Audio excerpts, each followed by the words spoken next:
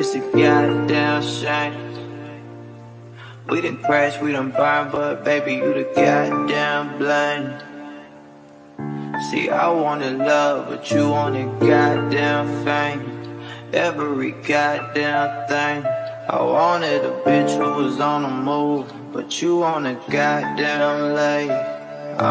This still my problems. Got that one in my bed and she just wanna sleep. Fucking up all of the sheets. She only wake up to eat. Do this shit every week. Like, why you do that? Crying, you wanna be great, but sleeping until the next day. Why you do that? Don't got that much in the bank. We go out, she order the steak. Why you do that? She can't explain it, but just know it working for her. She claiming she down on her luck, but really she don't give a fuck. And I cannot make this shit. I ain't this shit, be the real thing. She know I'm the real, that'll never change. I won't be the one to try to explain why you catch them feels. I'ma sip on this drink, it's easing the pain. I got real shit to stress about, girl, I ain't worried about shit. Remember that I tried to build you, now I ain't worried about shit. Got me shook up, shook down, shook down.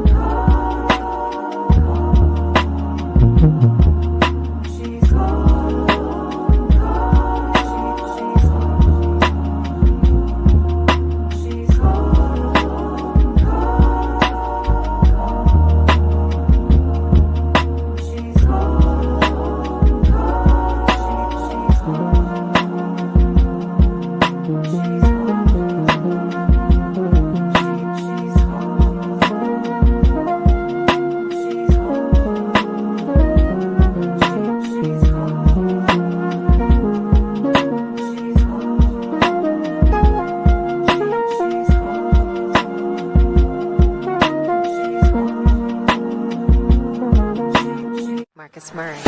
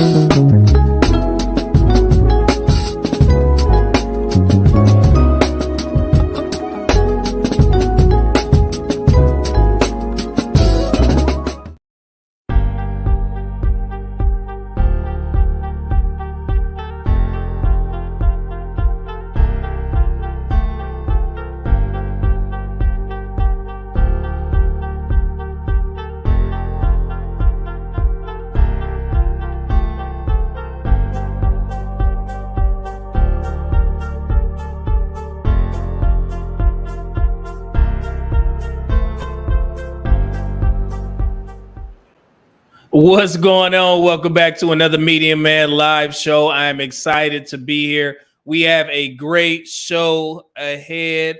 I can't wait. I'm looking like a preacher already.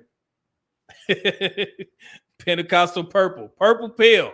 That's what we talk about. That's the main focus of today's show. But, you know, I got some information right at the preparation point for today's show, and I have to discuss it. And I actually have forgot about this shaming tactic or this false narrative that I heard when I want to say, when I was about 16.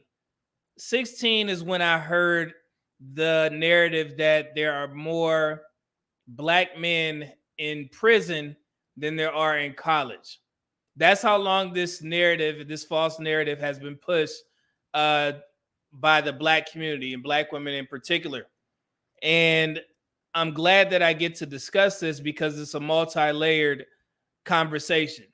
It gives me a chance to educate Christians, as they say, and it also gives me a chance to give black men the actual truth. Because if you're around my age, 40s and up, you probably heard that narrative before, and nobody had ever really looked into it. I've never heard it in these spaces, even though you probably thought it was untrue or you may have believed it, so on and so forth. But it actually gives me a chance to talk to the black community directly because this individual actually tagged me or responded to a post that I was tagged under. And I'm making this video specifically for that page. I'm going to post it on Instagram and everywhere else once we go over this stuff as the first intro to today's show. But it's make sure we get them likes up before we get to it. I see my man JT Coin Rings already donated a super chat. I greatly appreciate it, brother. This show took a lot, you know what I'm saying, to put together. I'm not going to lie to you guys because I felt this was necessary to tackle this first portion seriously, you know, from a logical perspective. You know, if you are unfamiliar with my platform, I don't insult. I don't do that's lowbrow. I don't need to do all that foolery. I'll leave it up to the women. Right? You know, but I am going to approach this in a very gentleman-like approach, you know, because I know some people who spread this information are hurt, especially in the black community, and it comes out through social media. But I'm going to stop all that foolery right now, because if you're going to consider yourself a pro-black platform, then you need to be putting the correct information out there, especially for black women, because black women in our community are very impressionable. And I mentioned this last live stream that when you feed black women relationship trauma, you will get paid handsomely, right? And I just get sick and tired of seeing both black men and black women taking advantage of a black woman's struggles in the dating and or marriage market by lying to them and telling them that they're fine and, you know, shitting on black men in the process. It's not going to fly here. And we got people out here now that know to tag me in certain posts so I can use my platform to dispel and debunk. And I greatly appreciate everybody who tags me in this foolery that's being passed around the black community. It's embarrassing. It's disgusting. And we're going to discuss it. But thank you, JT Corn Rings, for donating first. Let me check the Cash App, man. We got 70 folks in here. Make sure y'all like the video on your way in. I leave that up to the moderators. They always remind you guys. So I'm trying to get a little bit better at that. Let me check the Cash Apps before we get to it. Okay, I'm good to go. Cool. So my man JT is the guy. Appreciate it. Let me go down and get some of these comments. I want to get right into this since we loaned the super chats. We might as well get to it. Pooh Man 313 said, everyone, please keep your comments respectful and enjoy the content show. Medium Man, you appreciate his hard work and the super chat and or Cash App if you can. Thank you, brother. Appreciate that, man. Yeah, the moderators got it. Daniel, what's going on, brother? He said, hey, everyone. What's going on, good brother? Blessing to you.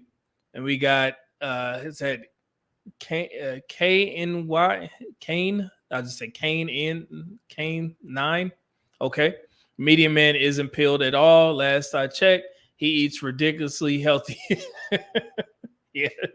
We're going to get into it. I learned so much doing research on these different pills. One of them I hadn't even heard of. You know, we're going to definitely get to it. So I promise you that. And we got Patrick saying in the building. He says, salute Media Man in chat. Thank you, good brother. Mr. Donnie Mack in the building. What's going on? Good afternoon. Happy hump day. Absolutely. And Jay Curve in the building. Salute, brother. I'm at the gym right now. Oh, yeah. This is going to definitely hit home for you, brother. Let's see here. Patricia, good afternoon, Media Man, Mona, and chat. Thank you. Good to see Patricia here. And we got Alex Mack in the building. He says, greetings. What's going on, good brother? Let's see here. Patricia said the one who tags you shows some wisdom. Yeah, we going to get into it. And I think people mistake, like these content creators, they assume that I'm lurking and looking for their content. And that's what's funny about it. I don't know half of these, content creators, but I become familiar with the men and women who follow these guys. And so when I do react to something, 9 times out of 10 is because of you all. And I greatly appreciate that, because it's not necessarily lying to black men. It's the consistent play that people use against black women, because they know that black women won't do the research as a whole. And it bothers me, because black women pride themselves on being the most educated, right? And then somebody could say anything and it's like, oh yeah, that is true, because it makes black men look bad. And that's embarrassing, especially when it's coming from a black woman, another black woman. And I still got people on TikTok fighting for their lives. Black women, again, they'll look at the statistics and be, oh, y'all don't know how to read statistics, because like, what are you talking about? They right there. Stop. Man, I'm educated in this field. And it's funny, they always say that, but never have any research or anything to dispel or debunk. It's crazy. I don't know why. Like I said, it's going to take 50 years, man. It's just going to be an easy fight. It's not going to be an easy fight. Leon 008 said only groups that don't like purple pill table talk is MGTOW, SYSBM, and Passport Bros. Oh, we're going to talk about it. We're going to get into all of it. Incognito Blue said, let's get the likes to at least 200. Thank you, good brother. Appreciate that. Where are we at now? And Patricia with the $3 super sticker. My bad. Thank you, man. Oh, let's breaking that drought. Thank you. And Young Boy 13 says, just got done knocking out these briefs for the day. I know how it is, brother. Going to try to listen up as I finish up this work for tomorrow. Man, I appreciate it, man. Thank you for giving your boy a view. Seems like that's tough for a lot of people. People will comment on my videos based off the thumbnail. And when I catch it, I'm be like, man, I could tell that you didn't watch the video. Some people will just admit and be like, yeah, you're right. Let me go ahead and watch. Some people just won't respond, and then they'll try and deflect. Some people deflect. I'm like, man, it's crazy out there. So that Truth Seeker said, fellas, don't forget that black women are for grown-ups. Jesus, you still... That was tough for them, man. That was definitely tough for them. Thought you had a friend. Mona, thank you for being here. And I did receive your DM. Yeah, I'm glad I can help. Hopefully that can help you. Get that information out there. I was, shocked. So you got it. Let's see here. Mosley Boxing. He says, salute. What's going on, good brother? Getting that good bag work in. See here, Ron Barnett. The only pill I need is the money pill. Thank you, Jay, for breaking the drought. You as well. The J Curve donated that $4.99 super chat for the Private Jet Fund. I greatly appreciate it. Thank you. And we got Salty Balls in the building. What's going on, good brother? Yeah, I also had to make sure I put a mod, made Salty Balls a mod. And there's Mona again. And Pooh Man acknowledges Salty Balls. Thank you. And Todd the guy, my guy. What's going on? Peace, good brother. How you? That's funny. I expect Ron, aka the green pill. Yeah. Oh, my bad, JT. I was good enough with the super chat, brother. Thank you.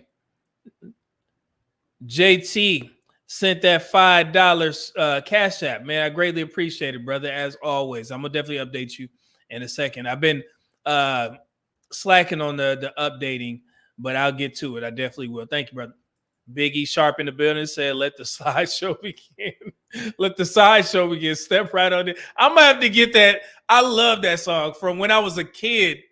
We used to love that song, and the irony about that is I hate clowns. I do not like clowns. But then Let the Sideshow Begin. That song is my jam. So let's see here. LJ $5 super sticker. Thank you, brother. Welcome. Y'all remember that movie Killer Clowns from Outer Space? Y'all remember that used to come on cable, HBO all the time? I hated that. They used to like delete people and wrap them up in cotton candy and then put a straw in them and drink them. And it was some of the worst looking clowns ever. I think that traumatized me as a kid. I don't know. Cubicle masturbator. That's funny. $5 super chat. Thank you, silly Dusty's tricks are for kids and black women's are for grown-ups. Y'all, wow. Yeah, Patricia said that's a lovely song, but very sad too. Yeah, that song, and also the Send in the Clown song. That's a sad song too. That's crazy. Let's see here. Jonathan G with the $10 super chat. Thank you, brother. Said worst part is with stats, they still argue. I debated about earnings on that Black Marriage page. She gonna tell me about what her professional experience tells her as a rebuttal anyway. Yeah, man, that's what's crazy. Like, man, these people supposed to be educated. I mean, you would assume that if you can generate or create a page that garners that much attention, you got to have some smarts about you. So I know you know the truth. Like, Jesus. Big Boy said that's crazy movie. Yeah, it was, man. Yeah, Uriah, what's going on? Victorious, that's a cool name. Super sticker, $5 super chat. Thank you, brother. Appreciate it. Welcome.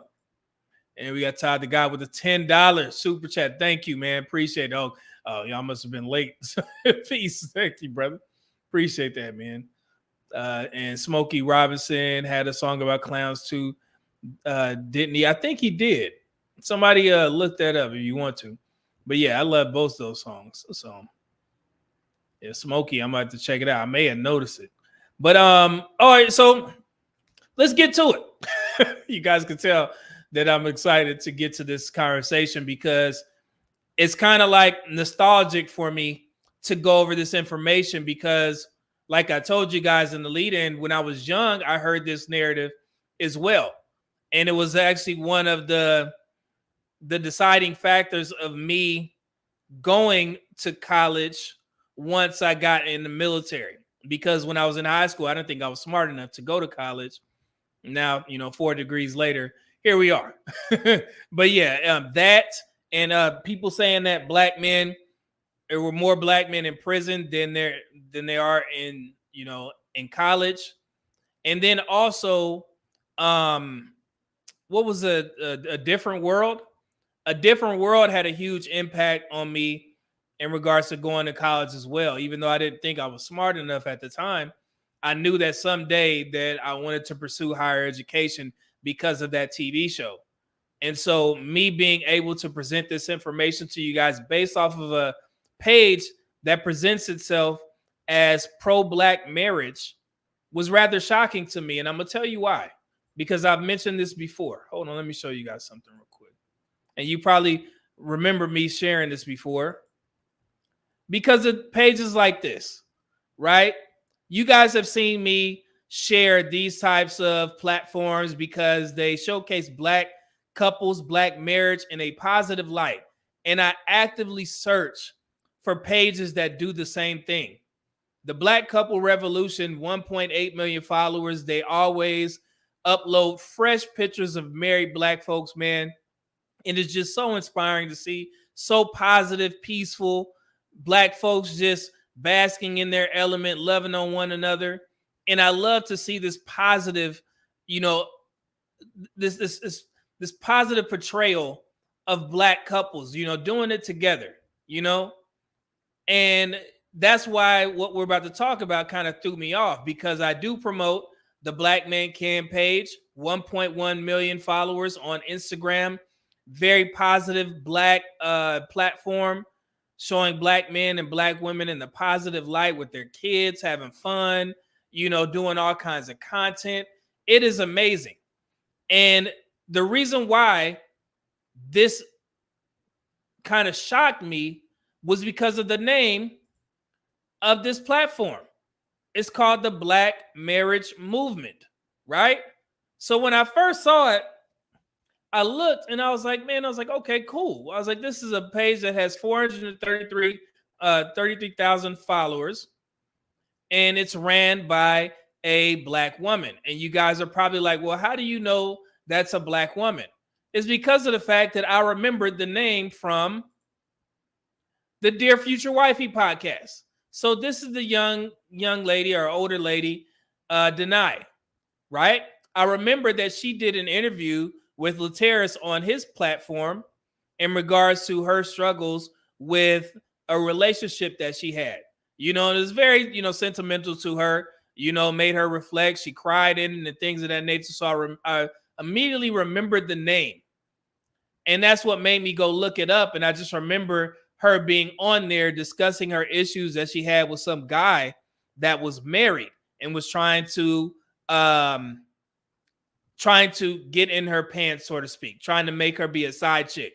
And she explains the whole situation thoroughly. It's very hurtful to her. So I didn't, I don't want to approach it, from that angle and saying that, hey, this is why I watched this because I think she did this, think she did that. No, it's not that.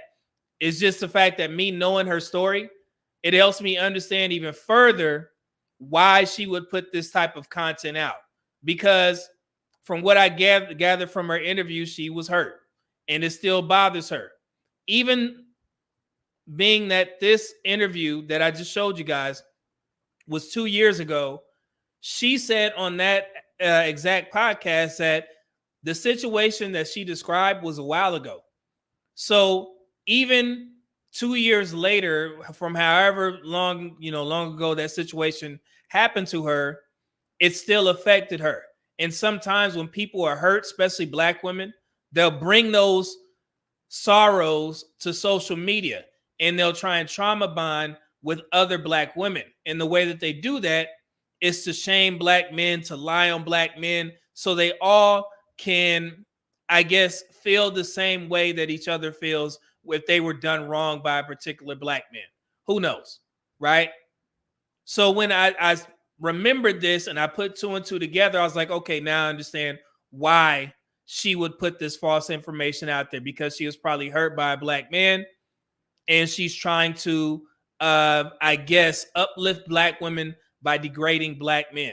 And that's not going to fly anymore, because you got guys like me here that's not going to allow that to happen, no matter how many followers you have. And I typically try and stay away from highlighting Black women in this because I understand.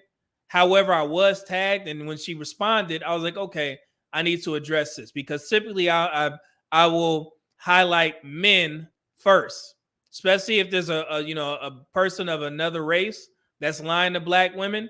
Yeah, I put all the information out there and I speak to them directly, right? Because I tend to give Black women a little bit of grace and leave it up to other content creators to handle it. But this is very important, because when you talk about Black men and you lie, you have respectable Black men such as myself that's going to bring it to the platform, and we're going to dispel the lies that you're pushing to other Black women to make them hate us. And that's exactly what you're doing. It's either two things: make them hate us, or you're trying to push the narrative that they're doing better than us. And you guys have heard the narrative before. The Rebecca Lynn Pope, that's the video that this, was spawned off of. She shared the Rebecca Lynn Pope video with Kendra G talking about Black women are running circles around Black men. They're the most educated. Black men are the most gay. You guys know all of the tropes, right? And my guy, let me show you.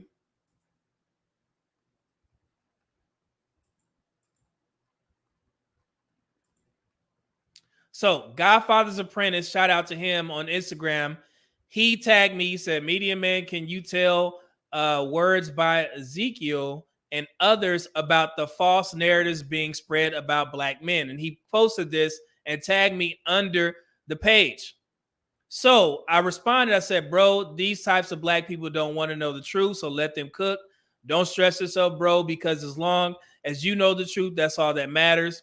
Let these types of Black folks have these conversations amongst themselves. Your mental health comes first, and engaging in these foolish conversations hinders that. And I also said, he responded, he said, 100. I saw you mention that in your live stream. Avoiding stress is the key. So I had every intention on leaving this alone, right? And I responded to him. I said, yeah, bro, I'd rather see aware black men put themselves first and live longer. Let these people show their lack of intelligence among themselves, right? So she responded. She said, wow, we were having an honest conversation. Honest. Put that in all caps. Based on a wonderful black man asking a black woman who works with couples on a daily basis her opinion on what she is seeing. And you just referred to this as a lack of intelligence. I have to respectfully disagree. Someone unintelligent couldn't have taken all of those factors, broken them down, but you're free to think what you want. I think it would be awesome if you didn't insult those you disagree with, though. Just a thought. So this is what she responded with, right? Now you see that she's saying that Rebecca Lynn Pope took the time out to break all these things down when she didn't show any statistics, anything. And you guys know that this is my wheelhouse. I've been studying and discussing these things for the past 3 years. So I know for a fact that she's lying. But for her to be so confident and say, hey, I'm being honest, and what this woman on this video is saying is true, is crazy to me. So like I said, I was going to leave it alone. However, I responded to her. I said, the time you took to write this could have been used to Google the answer to the question in the video. The ignorance comes with you purposely taking advantage of black women by not telling them the truth. Your page is titled Black Marriage Movement. So in your opinion, does this video help or hurt black women's chances of getting married if they're to believe that black men make less than them? At some point, likes and views have to take a back seat in order to promote black marriage. Okay? That's what I responded to her with. And I was just being very clear because I see the play. And like I said, man, black women are a cash cow on social media if you could feed them trauma or any subtle hint that black men are doing bad, especially if it involves with another race, right? Because I see black women making videos now trying to say that Puffy represents all of us. Whatever. But so that's why I was like, you know what? We're going to discuss this. Since you're lying and saying that this is the truth, let's dig a little bit deeper. And the reason why I wanted to discuss this is because she was going around responding to people. And she said that it was 100% true of what Rebecca Lynn Pope said. The other man that was tagged Words by Ezekiel, he said, okay, so you feel the biggest reason black women aren't getting married is because they outperform their counterparts. A question would be, do men that make more than those women seek out those women? If not, why not? Which is the question that I've been asking for a while. 2, it proves that the number one thing that women need to consider someone eligible is to feel like they have compatible education on success levels. Do you think it'll be resolved with these men acquiring more? So basically what he was, I'm assuming what he's trying to say is, so let's say all black men, and I posed this question before, all black men made over $100,000. Does that immediately make black women eligible wives? The majority of them. You guys know that there's 46% of black women that are single, never married, still left on the dating market. So if all black men made $100,000 of the 49% of black men who are still single, never married, and we're going to break these numbers down here in a second, they all made $100,000. Does that immediately make black women marriageable based off of what you see on the dating market? That's what he's asking. Somebody said no. Fair. Lord have mercy. So this is her breaking down, and this is where I want this to be very interactive. And I always invite you guys into these conversations because you've been here before. I'm going to read off what she says, and you guys let me know what lies you hear. Here we go. This is what she responded. She said, part 1, allow me to state plainly what I heard and agree with for clarity, because often men and women hear things different and focus on things differently. 1, there are not enough eligible black males. You hear that word? Males. That's another. Remember I said the key indicator of these feminist black women. They will say males, because look at what she wrote. Instead of saying men who fit the needs of black women, shouldn't that be females? So that's how I know it was an insult. So you got to watch these women that mask on these pages, man. And I'm speaking to black women specifically, because they'll feed you some type of false information and y'all run out there with this thing and it's the truth. Oh, man. And then she said, 1, there are not enough eligible black males who fit the needs, okay? Eligible means A, available, B, desiring marriage, C, gainfully employed, D, able to meaningfully contribute to a family, E, not juggling multiple women, F, not already married, G, not attached to an ex or a baby's mother that he expects to be able to have sex with while he is with you, H, loves God. I know that should have been first, for real, not just saying it. Then she says, I, heterosexual, J, into black women, K, willing to work on the relationship, seek therapy when needed, be open to her influence, be open to her staying at home with the children while she works, if that is a priority for her. What did y'all notice there? What did y'all notice with all that stuff that she mentioned? Everything that she mentioned is based around what the woman wants, for sure, the black woman wants. But also, she's under the impression that the majority of those things don't apply to black women as well. So, and I said this before, when black women say, and Kendra G is guilty of this as well, she'll say there's not enough eligible black men. When they say that, they automatically assume that you take all these variables out of the single, never married black men, and the black women just stay the same. And none of these things that she mentioned apply to black women as well. Does that make sense? So if 49% of black men are single, never married, they are subject to all of these standards. But the black women, the 46% of black women, no. It's take me as I am. Does that make sense? And black women do a piss poor job doing that, because everything that you mentioned can be taken out of black women at higher levels, mind you. She's not done. This is at 3. Who fits the needs of black women? A black woman who is educated, launching a business or a brand, on her grind, is seeking a counterpart who is in the same vein or further down the road, so he can lead her and she can respect him, submit to him, and look up to him with admiration.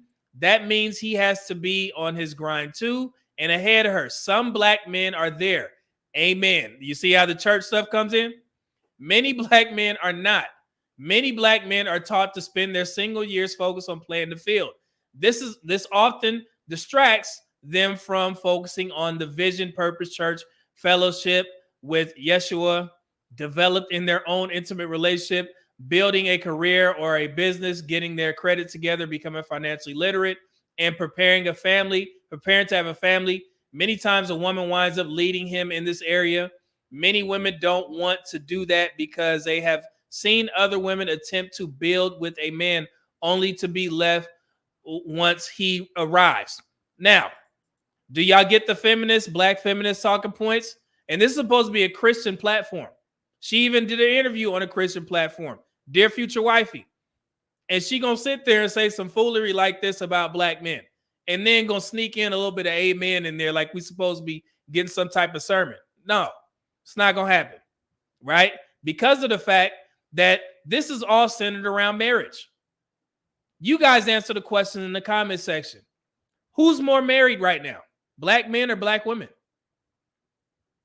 How many more black women are there compared to black men? About 2 million more black women, right? But why is it the fact that 36% of black men are married as opposed to 29% of black women? So I ask again, black marriage movement, who's more marriage minded? Black men or black women? I think you know the answer. So all this stuff that you just said, apply it to black women. And I'm not done because I already debunked all this stuff because I know there's going to be somebody, well, where's your facts? My page is full of them. You can go to the playlist where it says Black Facts and Statistics. You can find whatever you're looking for. I'm not going to even waste my time pulling up all that stuff once again because we know the truth. But I will, however, link this once I clip this up. And this is what this is the type of stuff that you guys got to be mindful. And this is also one of the reasons why you see black men leaving the church or not even going to the church, because we have women like this who mask themselves as Christians running a Christian platform, but you have feminist black male hate ideologies. And it's coming through what you're writing. And she's not done. She's not done. Let me show you. 4, black women don't date out in large numbers. We are loyal to black men and desire to mate and marry black men. Black men don't have the same hang up, so they often see no issue with dating outside of their race. This means there are even less eligible black men available to black women. So there goes that we're race loyal to black men. Didn't we just see a trend of the $1 Million Baby Challenge where black women were upgrading their white husbands to look like black men? And damn near the whole social media celebrated it for about 2 weeks straight. Isn't it a fact that the Loving versus Virginia case was due to a black woman and a white man trying to get married, trying to marry each other? This was started by black women. Black women have never been race loyal to black men because it's not their choice to be chosen by other groups of men.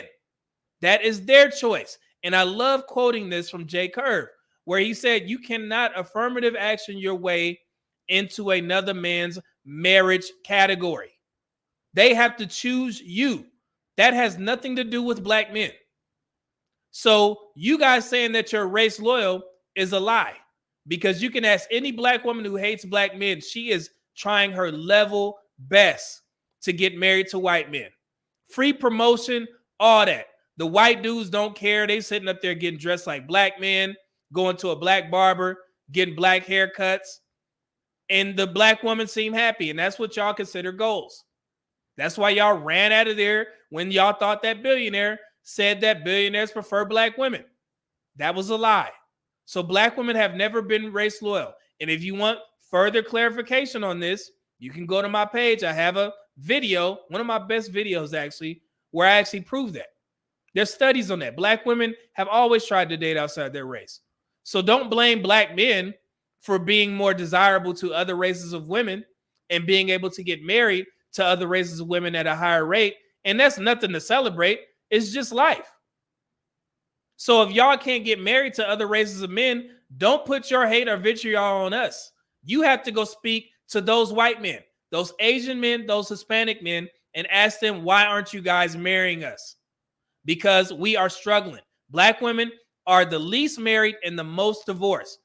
And y'all have the nerve to sit there and talk about black men like we the problem. No. And in regards to marriage, what makes you think that the majority of black women on the dating market are marriage material? So even if you asking black men to marry you, are y'all ready for marriage? Are you in shape? Are you out of debt? Are these things in place? If y'all can answer that truthfully, you have some work to do. And this is where I hold black women like her accountable. You should be telling them this on your platform instead of feeding them lies and saying that it's all black men's fault, when a simple Google search would tell you that black men are doing exponentially better in all the categories that you described. And let's not forget the go-to. You see that right there, part 2. prison industrial complex has more black men in jail than in college. Those are real numbers. We aren't making up. And those would have been eligible black men women would have wanted to have families with if they weren't in the system. And let me say this. Since when has it ever stopped black women from getting married to prisoners? So you mean to tell me that because a small minority of black men are in prison, that's going to stop black women from marrying them? How many videos have I done about this? Showing black women putting turkey basters through the mail to some dude in prison trying to get pregnant. How many times I got to show some black woman who just married a prisoner fresh out of jail, 2 weeks out of jail, and she already pregnant, and she asked on the internet, am I stupid? How many times I got to show a black woman saying that the men outside are losing out to the prisoners? They got y'all beat. So I don't want to hear that damn, excuse that the black men are in prison, the ones that's in prison, is a reason why black women's marriages are so low. And we've already debunked that. And I'm going to go a step further and doing that once again, because we're going to discuss that as well. Y'all, man, this is too easy. And you look at the bottom. Of course, the LGBTQ community takes another chunk of eligible black men. So again, why doesn't the same thing apply to black women? Because we know that we already reviewed the Williams Institute, UCLA Williams Institute, where they track all of these numbers. Approximately 1.2 million people in the black community are considered in the LGBTQ community, right? 61% of that number are black women who consider themselves lesbian. 39% are black men. So when you talk about a huge chunk, maybe that's the reason why you see black men marrying outside of their race the most, because black women lead all women in that category. Did you know that? Did you know that black women, there's more LGBTQ black women than other races of women? Yeah. So instead of trying to play to the black women, you should be feeling sorry for the black men, because that's 61% of the LGBTQ population are black women. They're off the dating market for black men. Black men can't marry them, right? So doesn't that affect our numbers as well? Think about it. These feminists, man. Jesus. And she's not done. All this wrong foolery that she put out there. And I of course I put a video out there and shared all this stuff. So she said there are eligible black men who are educated, have their stuff together, are high earners or just decent earners, but consider themselves the prize. Why shouldn't we? Because they know the numbers are down, consider themselves a commodity, and so they take full advantage. They have no intentions of settling down and want to date multiple women for as long as possible. That can go into their 60s and 70s, believe it or not. So all of this being said, have y'all seen any statistical links, research, anything? Anything? Have y'all seen anything? 8. There are the wounded men who a woman hurt, but they refuse to heal, and now they hate all women. Listen to Kevin Samuels or Redfield, MGTOW, and submit to all those teachings. No, thank you. You know that was coming. There it is. 9. Then there's a whole population of incels who aren't seeking a woman. They are zoned out in the basement, smoking weed or playing video games all day, and they have no desire to try at life, at love, at finding a job, etc. I personally think they're depressed, but this is absolutely documented and simple as Googling it. It is not documented and as simply as Googling, because if you're talking about the incel community, that's predominantly white men. It's overwhelmingly white men. Did y'all know that? And also, did you know that there was another term that I learned about called femcels? Femcels are the same as incels, but it's a little bit different. It's not the fact that these women can't get sex. They just can't get the relationship that they want.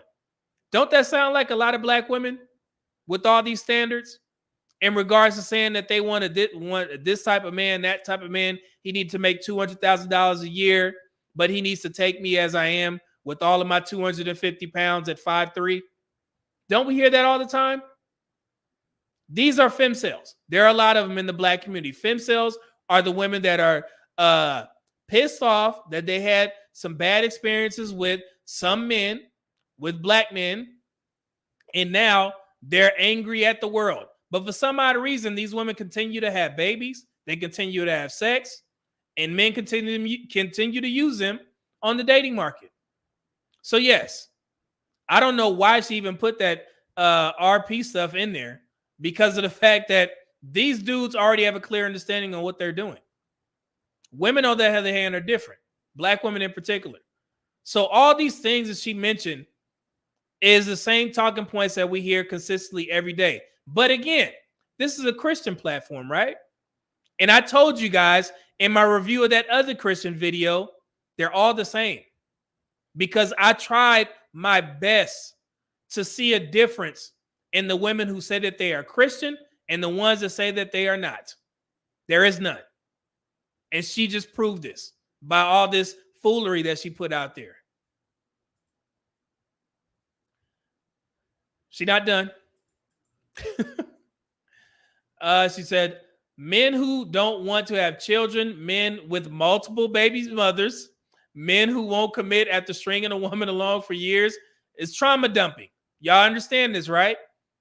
Add all that up, and if a woman is on point, focused, intentional with her singleness, going to school, obtaining advanced degrees, climbing the corporate ladder, building their own businesses, and you look around and see how few men are in the same circles as you, that's a real observation on her part. So again, you see how pristine the black women are? Like, none of this, like, there's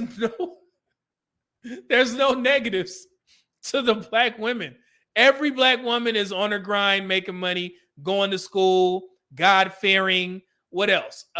Don't have kids, climbing the corporate ladder. But black men, oh, it's hell on earth. Do y'all understand this? This is crazy, right? Jesus. So look. So sometimes when a black man achieves the success, he can find an awesome black woman and they can pair up. Did I get this one? But sometimes when he has achieved success, he doesn't want a successful black woman because he has a preconceived notion that she won't submit, or she will be too masculine, or she will lead with her success and they will compete. So he is often more likely to find and marry a woman without the same accomplishments of his own. Many men have admitted this to me. I know this is long. It's complicated. So again, every time a black man is discussed, they get the lowest of the low women who, when they marry outside of their race. What else she said? Preconceived notions that black women will be masculine or she won't submit. Where does that come from? Did black men make that up? Y'all tell me in the comment section. Where does that come from? Who made this up? Did black men?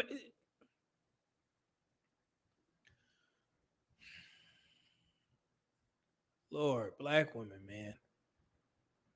Goodness gracious. Lord have mercy.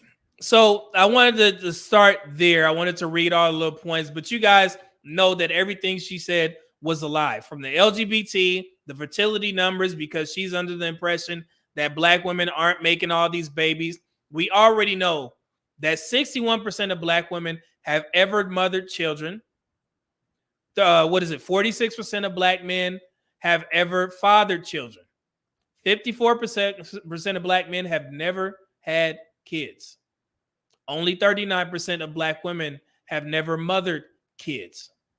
So wouldn't that be a strike against black women? Wouldn't we say that there's not enough eligible black women without children for black men? These are the things that these women don't look at because they're so pissed off at their past relationship history they haven't healed, and they come on social media and they trauma bond with other black women, and then they try and mask it by putting a little amen in there.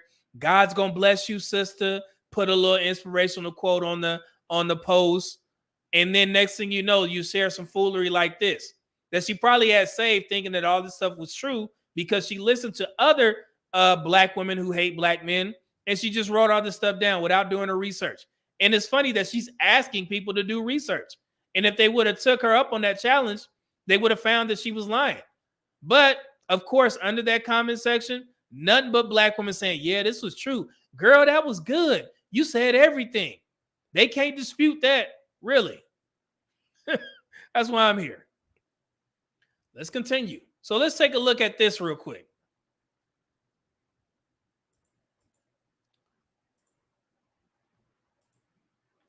So I already broke it down for you guys, and this is from 2022. Very recent. The marital status, 18 years and older. Total black male adults, 16.5 million. Total black female adults, 18.4 million.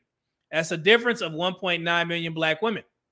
Never married black men, 8 million. Never married black women, 8.5 million. That's a difference of 413,000 for black women. So that comes from this 49% of black men never married, and the 46% of black women never married, because people will look at the 46 and the 49 and they will assume that it's more never married black men. No, it's because of the fact that there is more black women, which makes shit look worse, because I promise you this, if there were more black men, we'll be married at an even higher rate, right? But you guys, and this is where a lot of people get caught up in the black community, because they'll push, well, the reason why black men date outside their is because black men date outside their race more. They marry outside their race more, right? But that argument falls by the wayside because there's more of y'all. And with, damn near the majority of single, black women saying that they want a man of another race based off of these lies that this woman put out there, why can't you get married? Don't ask black men. We're out of this conversation. We're good. This is not our problem. Don't ask us why you can't get married to other races of men. You need to go ask the other races of women who are stealing all these white men from you guys, the white men that you so want.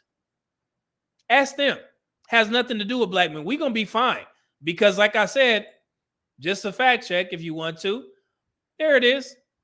36% of black men are married. Only 29% of black women are married.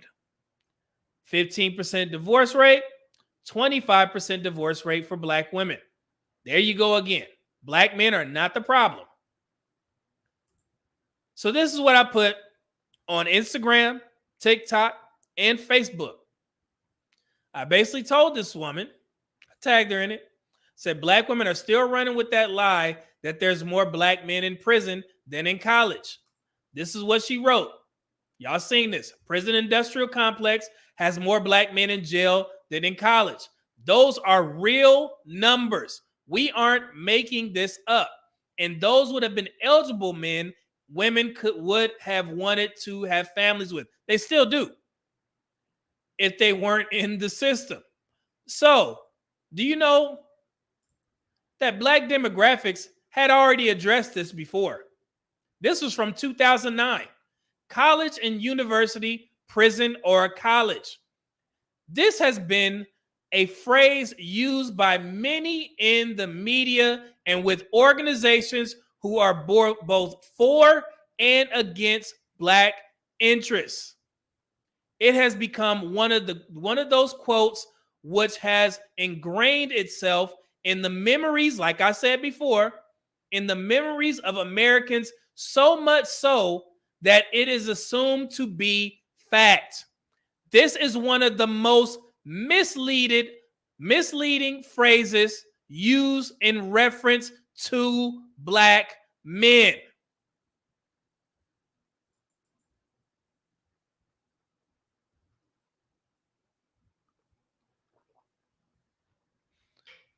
I got your 6, black men. I always got it. Don't worry. That's why I'm here. We're not done. This false narrative was debunked in 2009. Black men in prison. This is from 2009. College and university, 1 million. Black men in prison, 841,000. And then black men in prison, they just broke it down, ages 18 to 24, 164,000. So right there, and this comes from the U.S. Department of Education, National Center for Education Statistics, U.S. Department of Justice Office and of Justice Programs, Bureau of Justice Statistics from 2009. And of course, you guys know my rule. I don't just sit there and use old ass statistics. I'm using this for context to show you guys how far this goes back. But let's check out here. United States Census Bureau. New data from the Census Bureau show higher education enrollment data for the fall of 2021, when the pandemic was waning and college enrollments were slowly returning to pre-pandemic levels. In 2021, October, there were 2.7 million African Americans enrolled in higher education. I just want to stop there real quick because I want to go right here. There were 995,000 black men enrolled in higher education in October 2021 and 1.7 million black women. Thus, black women make up 65% of all African American enrollments in higher education. Enrollments.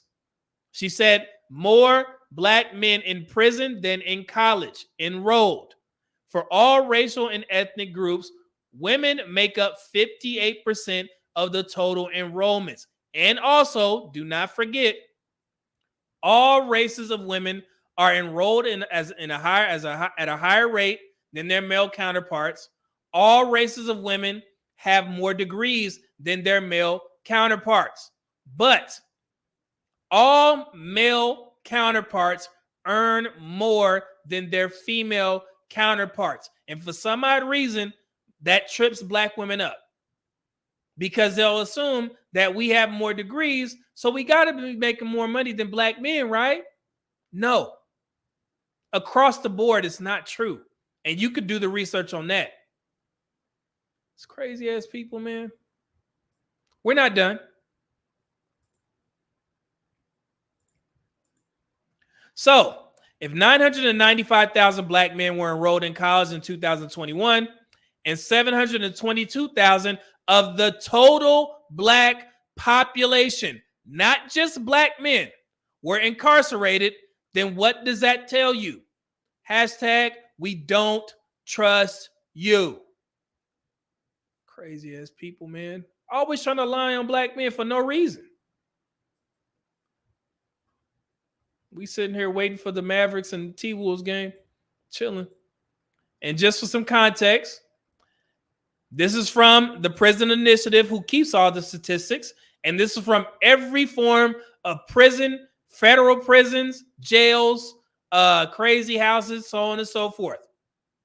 So at the bottom there, 13% of the U.S. population, black people are 13% of the U.S. population, but are 38% of the people in jails and prisons. And I also put the caveats in there so you guys can see it as well.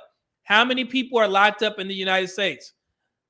The U.S. locks up more people per capita than any other nation, at the staggering rate of 583 per 100,000 residents. But to end mass incarceration, we must first consider where and why 1.9 million people are confined nationwide. 1.9. And this is what I was referring to: state prisons, local jails, federal prisons and jails. All this is counted in that 722,000 number. And just for a little bit more SA, because I want to educate the black community and especially black Christians who like to lie on black men.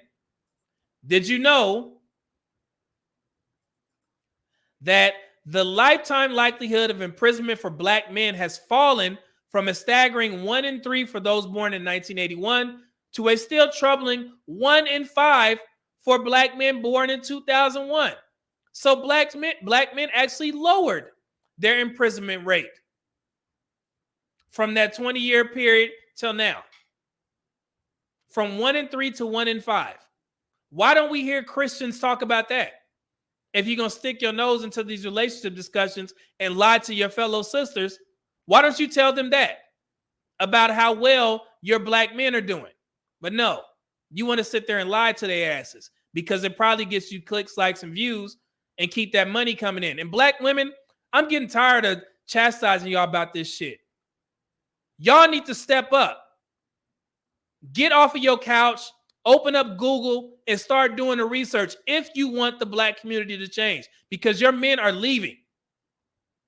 Right now, as we speak, 1 out of 5 black men are married to another race of women.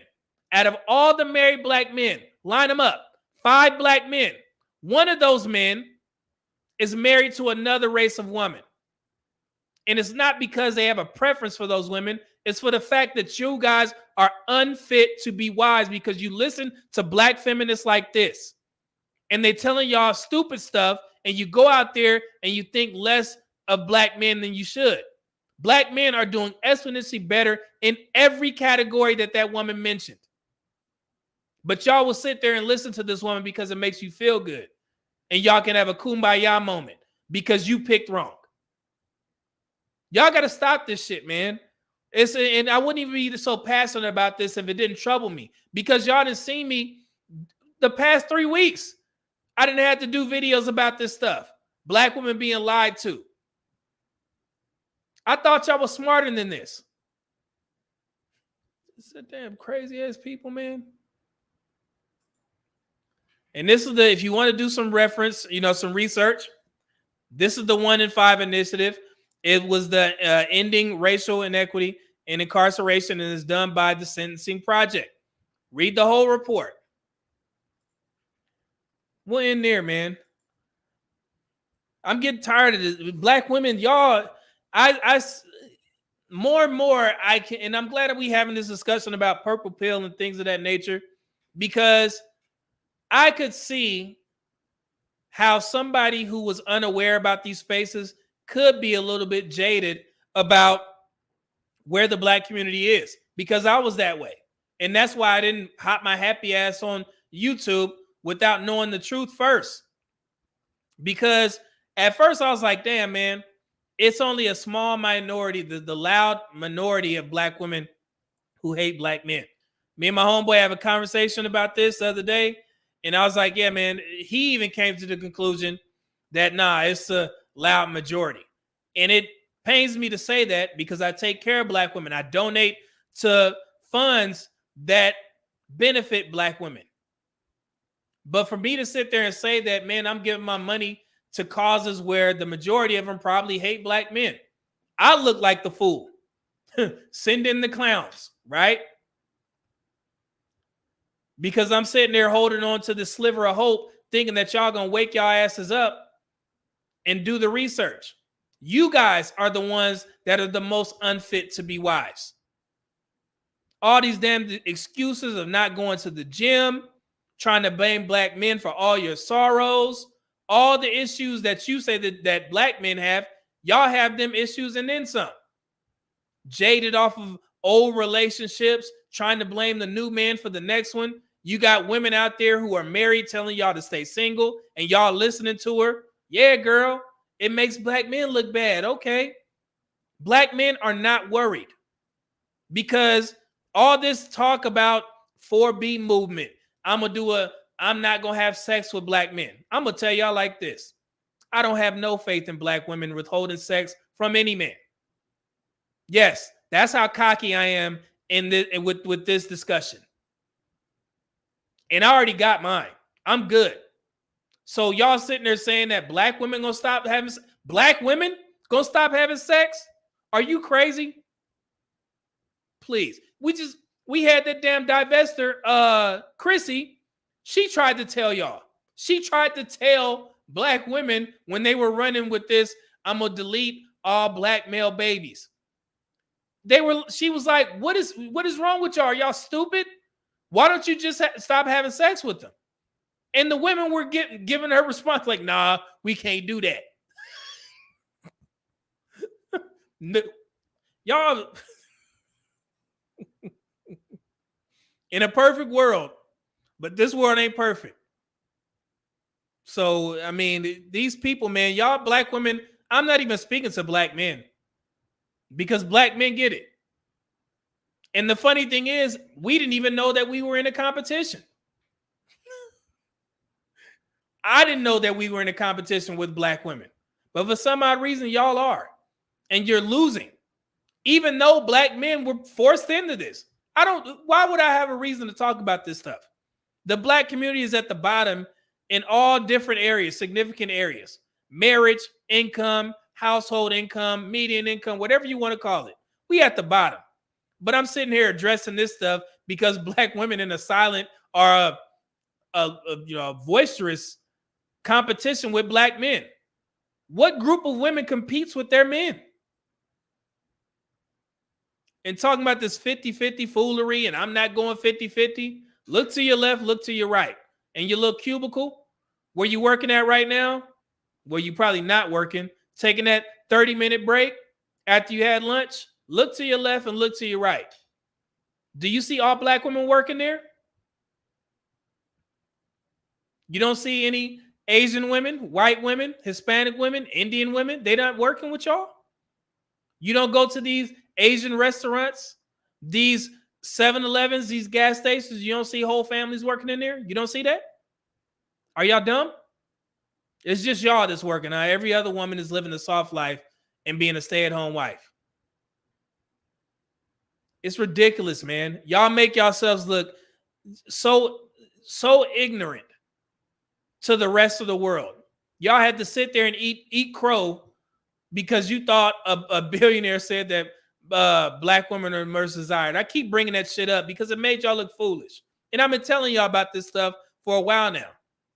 They know how to get y'all, and y'all fall for the bait every freaking time. It's embarrassing because you guys share the same color as us. That's why it's embarrassing. Y'all may not like us, but society, that shit don't matter. Y'all making us look stupid. Because people like, man, why you can't get black women together? You can't lead people that don't want to follow. And I've already said this about the military. Prime example of that. Everybody in the military got a boss. If you told to do something and you don't do it, we try and reason and we put you back out there. If you still don't want to do it, we'll, reprimand you, right? The next time, you still not doing it. You kicked out. The military don't have time to play. They ain't got to stay. Just like black men. They done figured out they don't have to stay. They not fighting with y'all asses no more. And y'all don't seem to understand that no other race of men is going to marry you guys at a significant rate. So all these pipe dreams of trying to bag a white man with a rich laugh and trying to get some sugar daddy so you can spice him up and get him some Tim boots or some shit like that so he can look like a black man. They not marrying y'all like that. Y'all the lowest married. So y'all better smarten up right now because truth be told, all you got is us. And if that seems bleak or y'all don't like them options, stay your ass single and stay the fuck off of social media complaining. If you say, well, I'd rather just be single, I shouldn't hear shit from you. What you complaining about? Black men do this, but I'm going to just stay single. Stay single and shut up. Nobody want to hear your complaining ass. Nobody cares. Even your counterparts laugh at your dumb ass. You get on social media, man, black women laughed at that woman, Risa Tisa, first. And then they tried to feel sorry when she started getting a little bit of money and started to try and get that bag. Then the next week, You had all these black women trying to have their Risa Tisa moments so you can get some money. Y'all laughed at her first. I remember. And also, I remember when y'all didn't believe Cassie. Black women. Yeah. Oh, yeah. I even though I didn't speak on it, I watched. Y'all didn't even consider Cassie black. Yeah, but now all of a sudden, Puffy in the news, what she should be for doing that crazy ass shit that he did to that young woman. Now all of a sudden, oh man, you see how black men treat black women? I remember all this stuff. Y'all the biggest hypocrites in the black community, man. I swear. Ain't gonna sit there and try and point the finger at us. It ain't gonna work no more. I'm here now.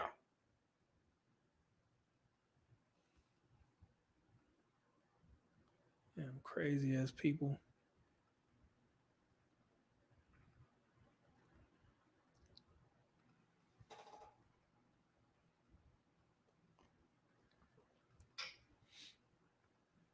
Shit pisses me off, man. I shouldn't even be this passionate about this stuff, man, because I know the truth. It's embarrassing. Thank you, Salty Boss, for $25 super chat. Appreciate it. He said, a cubicle masturbator. I'm the original. That's funny. Benny from Boston, $9.99 super chat said, on my way to Houston, Texas for a bachelor party weekend. Much love, brother. Hey, have fun, brother. I know you're going to have fun in good old H-Town. I love my city, man. Salty Balls with the $5 super chat said, trauma, pimping. I know I went long, guys, but I had to, man. Dante Bryan with the $5 super chat said, I'm late. What's up, brother? Double M. What's going on, good brother? Oh, yeah, we in here. Rad Talk with the $1.99 super chat. Appreciate it. He said, also late. Salute Media Man and chat. Oh, I know y'all boys will show up. Salty Balls, the $5 super chat said, this is a whopping 530K white men dating black women group on Facebook. I seen it. And like I said, man, but they race loyal. Like, stop. Jesus. MC Recovery and Relapse $5 super chat said black women 25 to 50 years come into a relationship in fear and hidden agendas and lost on the family roles. Media Man, my family reunion is spread apart. Yeah, man. LJ with the $5 super chat. Appreciate it, brother. No comments or questions. And from downtown 296 with the $5 super chat said, peace, Media Man. Oh, yeah, I know about that Army 4545. Been there before. Only one time, though. I wasn't a troublemaker. This is funny. Mr. Tober, what's going on with the $20 super chat? Thank you, brother. Said, it's always Jermaine's fault. You know what it is, man. Patricia with the $3 super sticker. Thank you once again. I had to get those out. Jesus Christ, man.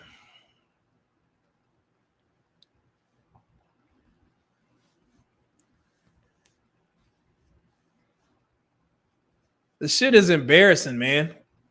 It's embarrassing.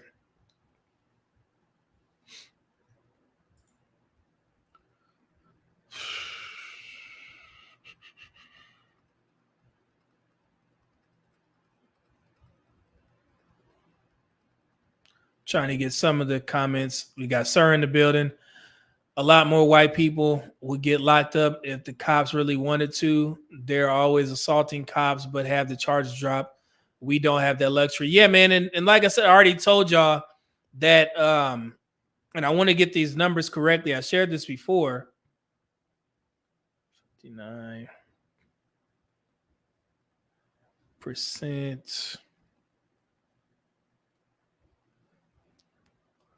Acquittal. Give me a second.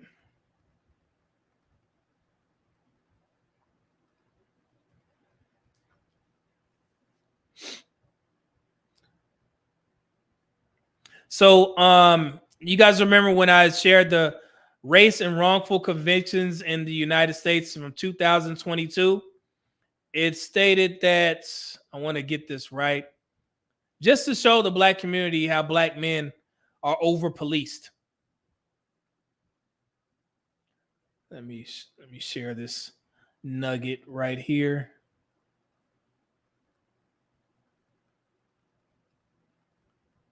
It says, black people are overrepresented to a greater or lesser extent among exonerations for all major crime categories listed in the registry except white-collar crimes.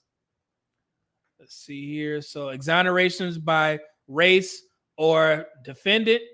So with deletion of offenders, black, 55% exonerated. That's the highest. SA, 59%. That's the highest. Child SA, that's the lowest. Let's see here. It's funny. I'm looking at these numbers. It's robbery, 64%, which is the highest exoneration rate. Other violent crimes, you got 39% that comes second to white folks at 42%, white men. And then drug crimes, you got 69% exoneration rate. White collar crimes is 10%. White people, of course, 79%. And then other nonviolent crimes, it's at 52%, which is the highest.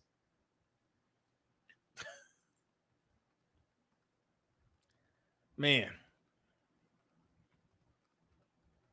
I should share this. I'll put it in the chat for you guys to review.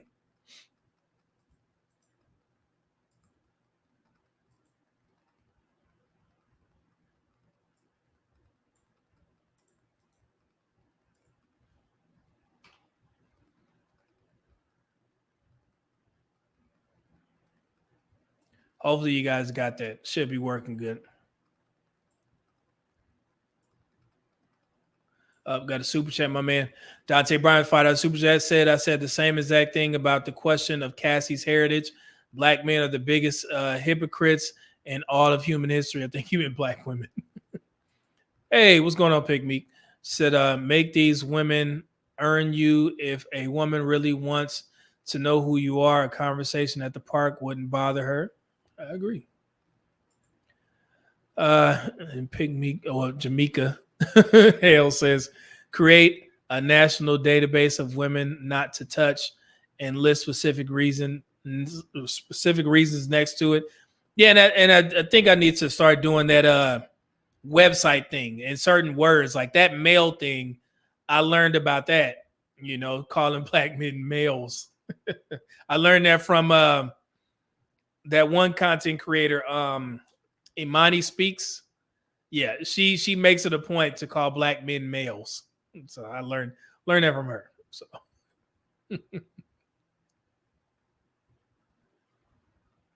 let's see here. Skinny Boy said Pig Meek is talking about the C word. Compete is a curse word in the community. It's funny. Sir said $5 super chat said I used to have to force about 1/3 of my crew to shower and brush their teeth.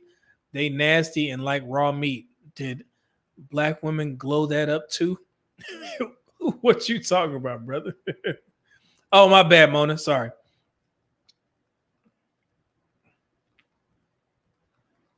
Okay. Oh, my man.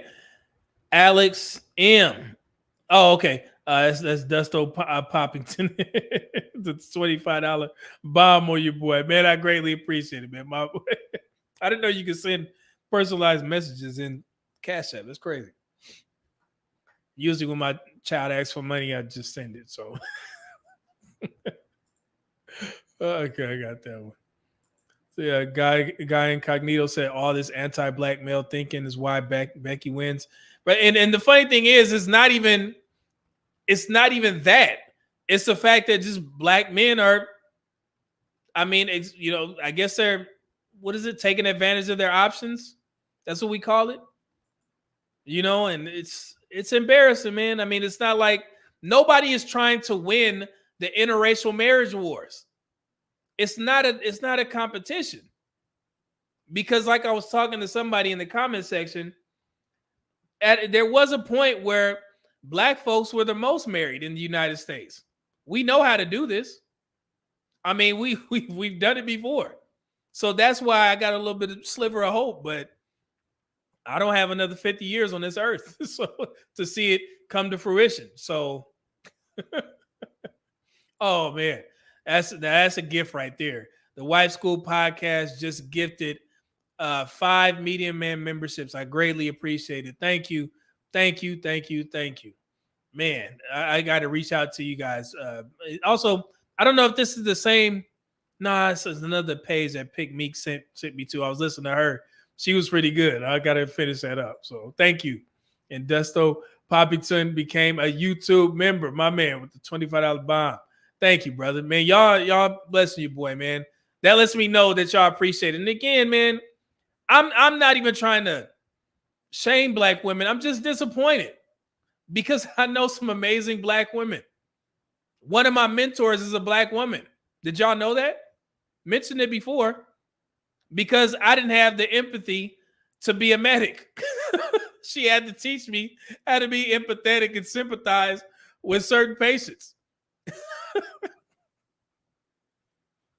Man, because I mean, I went to her. I was like, hey, you know what I'm saying? I need some help in this. Because I'm telling this person they need to do this and they're not doing it. You know?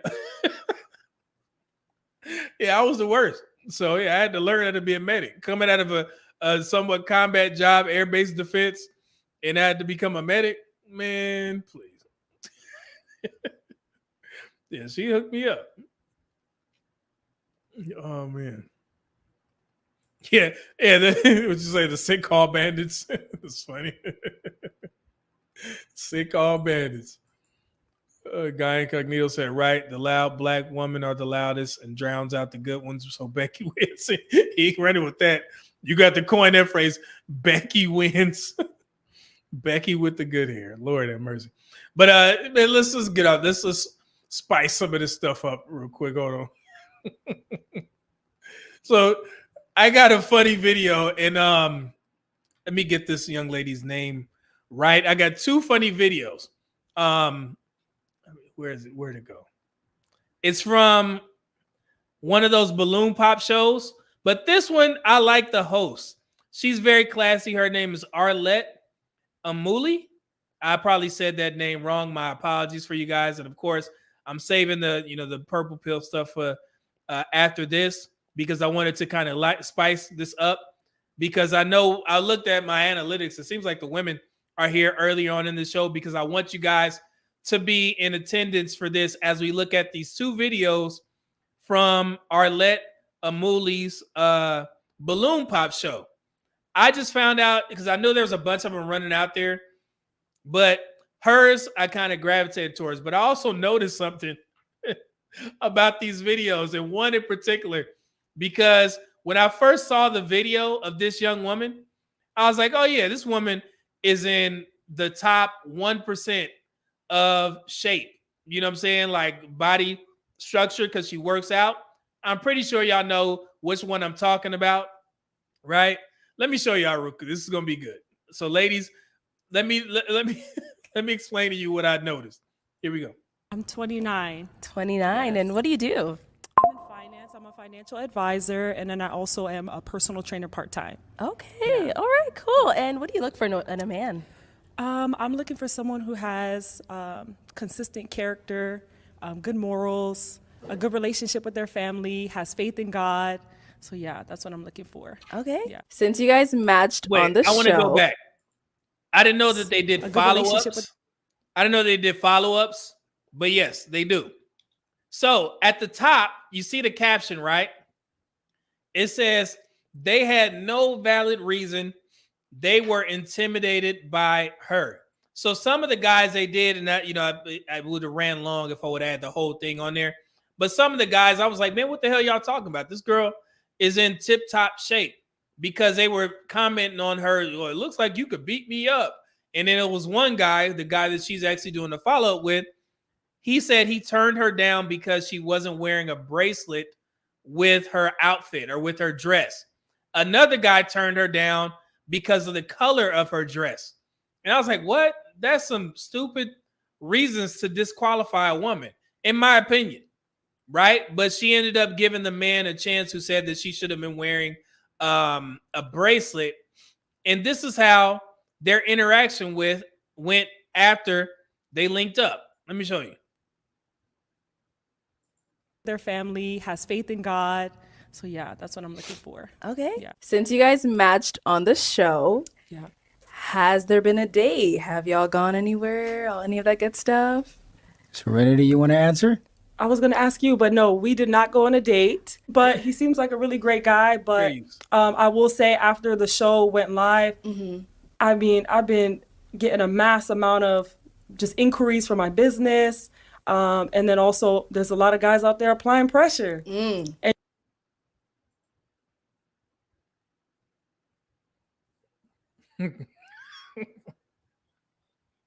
Ladies, y'all got to do better.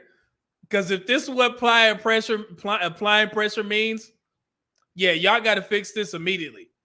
Because she she matched with the guy. They were supposed to go out on the date, but as soon as she got off the show, she looked at her DMs and saw all these brothers shooting their shot. And she like, hey, you know what?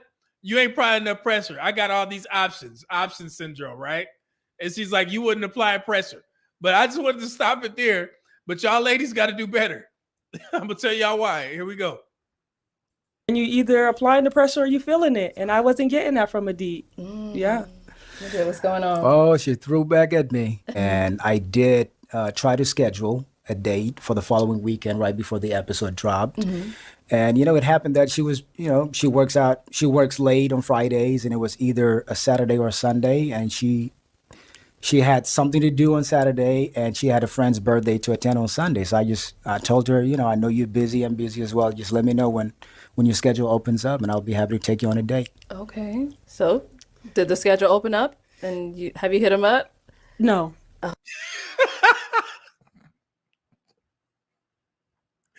What more do you want from him? He put the ball in your court and told you, hey, let me know when your schedule clears so we can go on this dang date.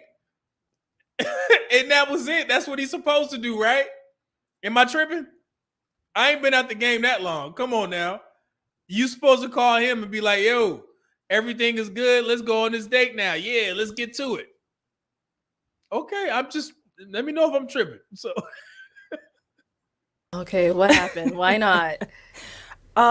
There just have been a few other guys applying that pressure, and there we go again. Women, this is what gets y'all effed up. You got a good brother right in front of you. Dude got his stuff going on. He from South Sudan. He's in finance, making good money. He's right there. But all these options of weenie in that DM. And now you like, you know what? You're not worth my time. So here we go. Once you allow so much time to pass, it just kind of falls by the wayside. Like I said, I do appreciate a guy who's showing interest and applying that pressure and kind of won't leave me alone in a sense. So you wanted him to keep trying. Just apply pressure if you were really interested and this isn't. It's stopping. Man, don't mess up. But I'm glad it stopped there. But that's something that I need to address with the women. Like when y'all keep saying apply pressure, that apply pressure only works with guys that you probably shouldn't be dealing with. Those are the types of guys that's going to try and holler at you on the street when you walking by. Hey, ma, what's going on? He going to apply pressure because he ain't got nothing going on in his life. But a guy like this, who has his life together, he wants to see some reciprocity. And this is what the soft guy era is talking about, right? They want the relationships to be reciprocal. So if he put the ball in your court by saying, hey, let me know when you're free so we can go out on this date, you have to take the extra step to tell him, hey, I know I was busy, but now I'm free on this day. We can go on this date. But that only happens if you actually like the guy. Men know this, right? So she could have wasted her breath and just said that. Hey, I wasn't feeling you like that. I found some better options. We can end it there. Don't try and lie and say he didn't apply pressure. He did everything that he was supposed to do. But as a stand-up dude who has his stuff together, he don't chase. He did everything that he's supposed to do. But y'all messed that up talking about this apply pressure foolery. Lord, here we go. This wasn't for like a clout experience or an opportunity to push your business. Like, okay, try again. I was busy this weekend, but there's other days in the week. You were supposed to tell him that. Jesus. Okay. Maybe I'm tripping. I'm old. Let me stop. Okay. Yeah. All right. So, Madit, she wants you to apply that pressure. You don't want to apply the pressure? What's up? I don't mind applying the pressure, but really, at this age and at this point in my life, reciprocity is everything. There you go. There you go, brother. Okay. Right. As a gentleman, I reach out to try to schedule a date. And so my point is, if I'm going to chase you, I want to see the interest. And I go to different rooms. I don't want my woman looking over her shoulder for who the best version of Madit is. I don't want that person with me. If you're with me, see it through. We didn't even get to go on a date. So you didn't feel that there was any interest coming? There was from no her interest. I did see the DMs. I was reading some of the comments. I wanted to see. It's a test. Is she going to fall for that? Test. Or is We're she single. going to? Or We're is not, she going to see the guy that she matched with? We're not go in a on a date with them? relationship. So what do you mean? You want This is where I want men to start listening to women. I told y'all asses, women are not committed to you, but they want you to be committed to them while y'all dating. She's told that man straight up, we not in a relationship. I'm single. So my question to men is, why the hell are y'all complaining when you date, when you're dating women? Women know this. They date multiple men all the time, if y'all didn't know that, right? And she told him, hey, I'm single. What you talking about? So he was just talking about in the future, this is what he was discussing. But this young woman, she fooled everybody. Because when she came on the first show, everybody felt sorry because the guys were turning her down for some stupid stuff. But she gets on here, and you can see why. Them dudes probably had, what do they have a such thing as a male intuition? Their male intuition was going off, and it's like, yeah, something going on with this chick. So, and here it is. Jesus Christ. Here we go. to I know we're give not me at a test? This is not school. I'm a single woman. You had your chance. You blew it one time. You thought it over, got a balloon back, and you didn't think that you needed to apply pressure? You have to prove yourself. You got to prove yourself, brothers. There you have it. She said, I'm single. Apply that pressure because I got all these options of weenie now that you have to compete with. If you're not applying pressure, I'm going to hop on this weenie train and see what they can give me. And I would be interested in seeing how this turns out for her. And I'm pretty sure that she's not going to give us an update. But I would love to see how this plays out for this young woman. Just as a, hey, let's see what happened or whatever. But guys, man, and he's lucky that, this is on a public platform and that he could talk to her face to face. But for the guys that are dating out there, if you message a woman or you call her and say, hey, I know you're busy, but just let me know, hit me up when, you get free so we can go out on that date. No answer is an answer. Okay. So if you put that out there on the Sunday and you haven't heard from this woman in about 2 days or so, even that's too long. Because when a woman really likes you, bro, you can call that woman right after the date. You can call her the next day. All these rules don't apply. People talking about you got to wait 3 days before you try to skip. No. When women like you, they want to hear from your ass every day. Even nurses, I've dated them. They work long hours, but when they're on that damn break, I'm getting the call. Right? And when they got some time off, they coming over the house. We going to eat. We doing something. That's what happens when women like you. But if she don't respond, don't fall for that old excuse. My phone was off. My phone died. Women always got their phone, especially if you work. There is no way in hell that I could use the excuse with my girl and say that my phone died and I'm at work or I'm in my car, because she knows that I get email alerts from my job, all this type of stuff. I always got my phone on. So women, they lying, man, if they say that. She saw it. She just didn't want to answer you, but that's your answer. Move on. And I think he did a good job, of standing his ground. So, yeah. Mr. Tober said, yeah, I fell asleep. Yeah, you fell asleep after to get some pipe. Let's continue. So you're over it at this point. Yes, over it. Okay. So it was just him not pursuing it any longer after. Okay. So you, Yeah. like he said, you wanted him to follow Apply up with pressure. you again. Yeah. Be like, hey, is that schedule free? Yeah. Oh, that's okay. You got to put in a little bit more work. You don't get it just that easy. Hey, You don't get it that easy, brothers. Sorry. I understand. I know myself as well. You got to put in work with me as well. Okay. I'm 100 over 10. If you do the math, that's a 10 over 10. Okay. Okay. Good statistics. Have we gone? Here, now look. Now, this is what I noticed. This is a whole other discussion with two other individuals because I watched about 3 or 4 different episodes of this. And it was the same thing. It seems like the men are more marriage-minded than the women. And this goes back to our first topic that we discussed. This is the problem. Listen. Hold on.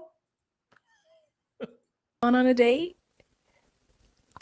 Who want to answer that question? I think you want to answer it. You think I? Yeah. Man, let me tell y'all the real quick. No, I'm playing. No. She was pretty busy. She does a lot of music and stuff. She already had a whole lineup, which I totally understood. Okay. And we communicated, but it just didn't work out.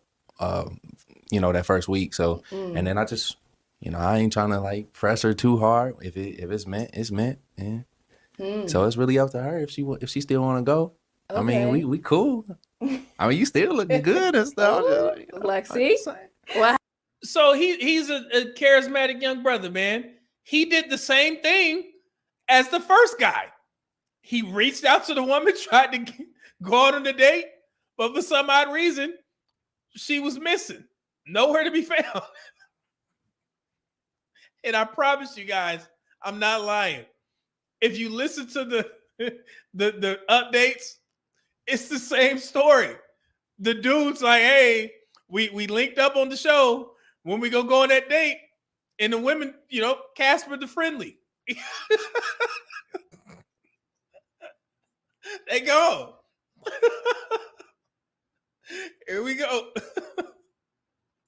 Happened? No, So it's been a week. You said you tried for a week contacting her. The first week, I kind of lost track after the first week. Lexi, what happened? Like from the day that we met on the first episode to 7 days later. I just want to know because I'm gonna feel bad saying what I gotta say unless you say what you guys say. So say what you guys say first about that week. Okay. Dang. Uh-oh.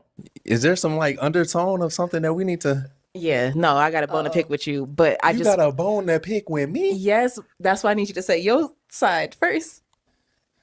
It's not a bone. Okay, it's not a bone. I'm sorry. No, it's not a bone. I just Here in AZ, and this is a girl right here who's a dope artist, already too busy to answer the phone when I'm hitting her, asking her, yo, what you want to do? Because we can go here, we go do that. You even told me you was ready. But then it wait all the way until 12 a.m. to let me know, oh yeah, I had a busy day. Now we already know if you got time, if you was really with it. And then if we gonna take it there, you even jumped on live. I jumped on your live and said, yo, what's up? Jesus. I shared your picture on my story. I shared your live on my story. So this guy went the extra mile. He even jumped on her live when he seen her go live. She had been out. He called her, was like, hey, what's up? Didn't get a response, none of that. He went on her live, shared it on his page.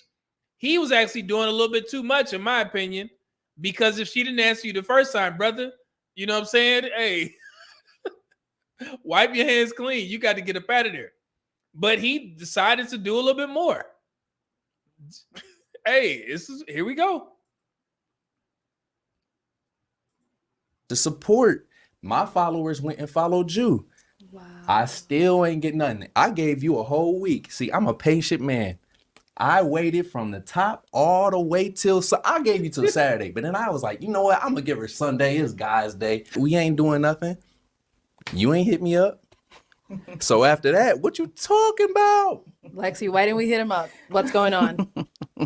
okay. All right. Now, I know y'all gonna be pissed off at me for this. I kept this in there for a reason. I did this for the women. I was gonna edit this part out because when I tell you this woman rambles, she rambles for a while before she gets to the point. And I promise you, I was going to edit this out. But I want y'all to hear this shit and suffer just like I did. So y'all get prepared for this foolery. This is great. I thought we were coming here to be nice. No. It's fine. It's fine. So let me just say my side. So first of all, nothing. A couple of things you said was wrong. I was about to say nothing you said was wrong. Stop. Wait. Remember, the question was, why didn't you hit him up? That's all it was. Let's continue. I'm gonna let her cook. That's not true. A couple of things is a little exaggerated, but I will say for the most part it's true. Here's the thing with me. And I promise I'm not trying to fight. I don't want to fight. Let me just tell you what happened. Well, Lexi, I'm wait. honest. Tell us. So right here, guys, she's trying to hide her true self. And I told you, when a woman start talking, you better start listening. She's trying to stop herself from becoming combative, which is what she's used to doing. So that's why she's saying, I don't want to fight. I don't want to fight. So here, watch, pay attention. We waiting. Okay, so basically what happened was, let me just start from the beginning. So we met obviously at the episode. It was amazing. What happened was after everything wrapped, the episode wrapped, almost everybody from the episode had went out to the club. Okay. Me and Sean didn't. We actually ended up chilling, talking in my car, which was great. So what happened is we talked for like a really long time. Okay. I didn't get home till almost 1 a.m. Text him like, hey, I got home, whatever. We talked the next day and maybe even the next day. So like 2 days later, like everything was cool. Like, hey, what's up? How you doing? Everything was amazing. Like it was great. Obviously I was busy. I was working and I'm just still doing my other stuff, but everything was fine. So what happened is we got to Wednesday. So Wednesday happened and I'm still texting him at like 4 a.m. Okay. Now it's not weird because he works overnight. Yeah. So that's around the time he's getting off. I get up early. Okay. Because I don't like being up at late. So it made sense. Whatever. 4 a.m. is not weird for me and him. But so everything was fine. That particular day, I think it was a Thursday or Wednesday. No, it was Wednesday. And I had worked all day. So I worked 8 to 5. I got off work, and when I had got off work, my homegirl that everybody has called Brown Dress, her name is Serenity, she actually came and picked me up from work. And I'm talking about right after. Okay. And we had went to this, I'm downtown, right in the city, and we had went to this rooftop bar, restaurant, whatever, to have lunch or whatever. But we did a live. Now the thing is, I had promoted and posted in my Instagram story, I don't know how far ahead, that I was going live tonight at 6. Okay. Serenity also posted in her Instagram story she's going live at 6. Okay. So now we're together. We're both live at 6. So we're live. And I'm going to come back to why that's important in a second. But so we're live, whatever. We do our thing. When we end our live, we end up going somewhere else to eat. Okay. In downtown Phoenix. Coincidentally, ran into Bo from the previous episode. Okay. Ran into Bo, ended up eating with him, whatever, and went home. So I get home. Now, mind you, we were going live at 6 p.m. I had promoted it. She promoted it, whatever. 6 p.m., whatever. So I get home. It's like 9 o'clock. It's like.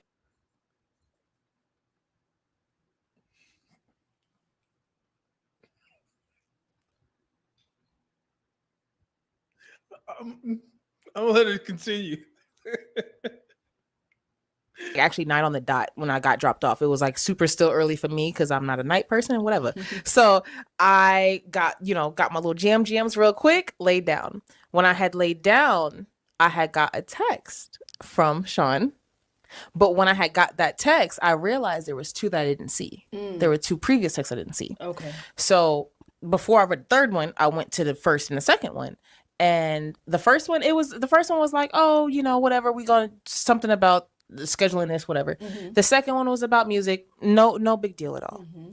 The third text that he had just sent when I was sitting there and he had just sent it, it was something along the lines of like, I don't know, like I felt like he was trying to be nice, but it was like, oh, like I feel like you're not interested no more, it's okay, whatever.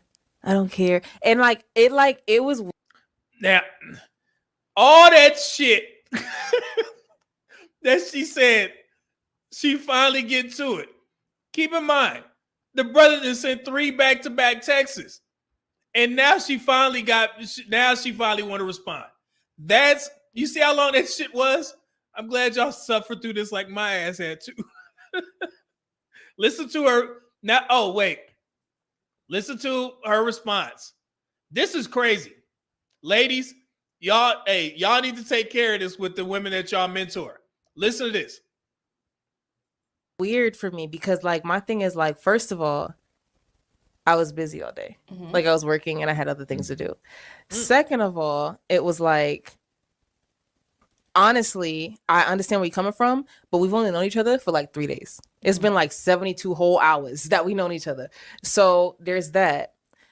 Hey, these women keep reminding y'all asses, they ain't looking for marriage, man. We just met 72 hours, 3 days.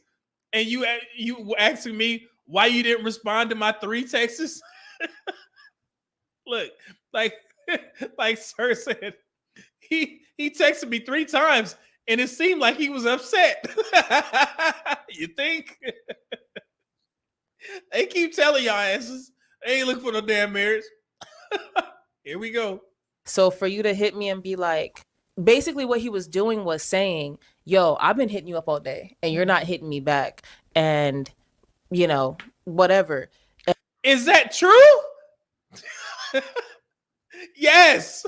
Okay, sorry. My bad, y'all. Okay. And, you know, I guess you don't want to do this no more. And like, it was like because I don't like, don't do that. Like my thing is I totally feel that. Like, wait, hold on. I ain't done. Uh-oh. I'll let you finish in a second.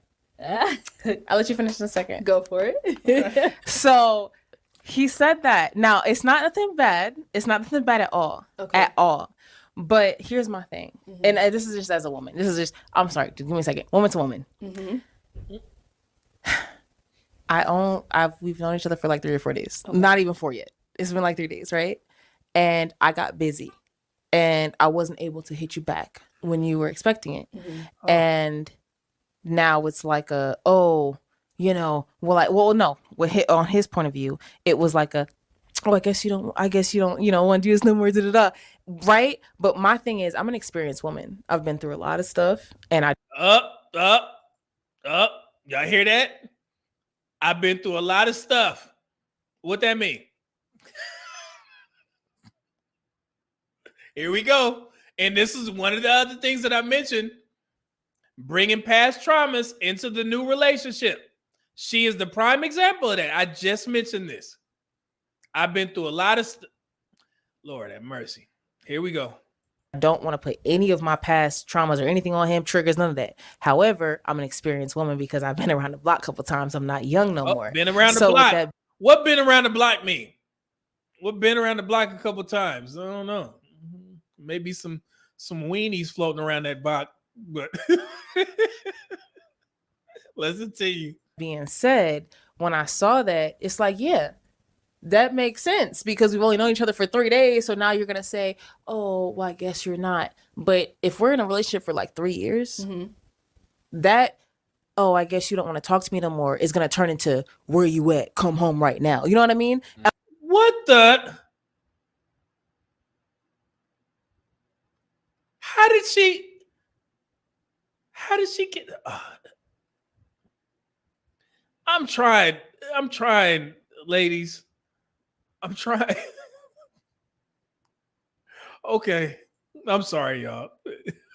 I'm not trying to say anything against him personally. I'm just saying when I read it, I was like, yo, to be coming at me like this, and I've only known you for 72 hours, you don't even know my last name. And listen to how her voice changed. You hear it? Wait for it. Watch for the hook. You right. What if we were to get together? Because then it's gonna be like, yo, like, you know, like I said, like, I've been texting you all day. Where you at? Get home now. I don't play that. The text I don't was play in that. I don't play tone? that. No, Was the text I know. coming through in that type of tone? The text was not coming through in that tone. The text wasn't coming through in that tone. And you see her? I don't play that. Hey, that slang coming out. Hey, listen. what that text was to me was a red flag Okay. of what could happen in the future. My thing is, I'm a grown ass woman. Curse word.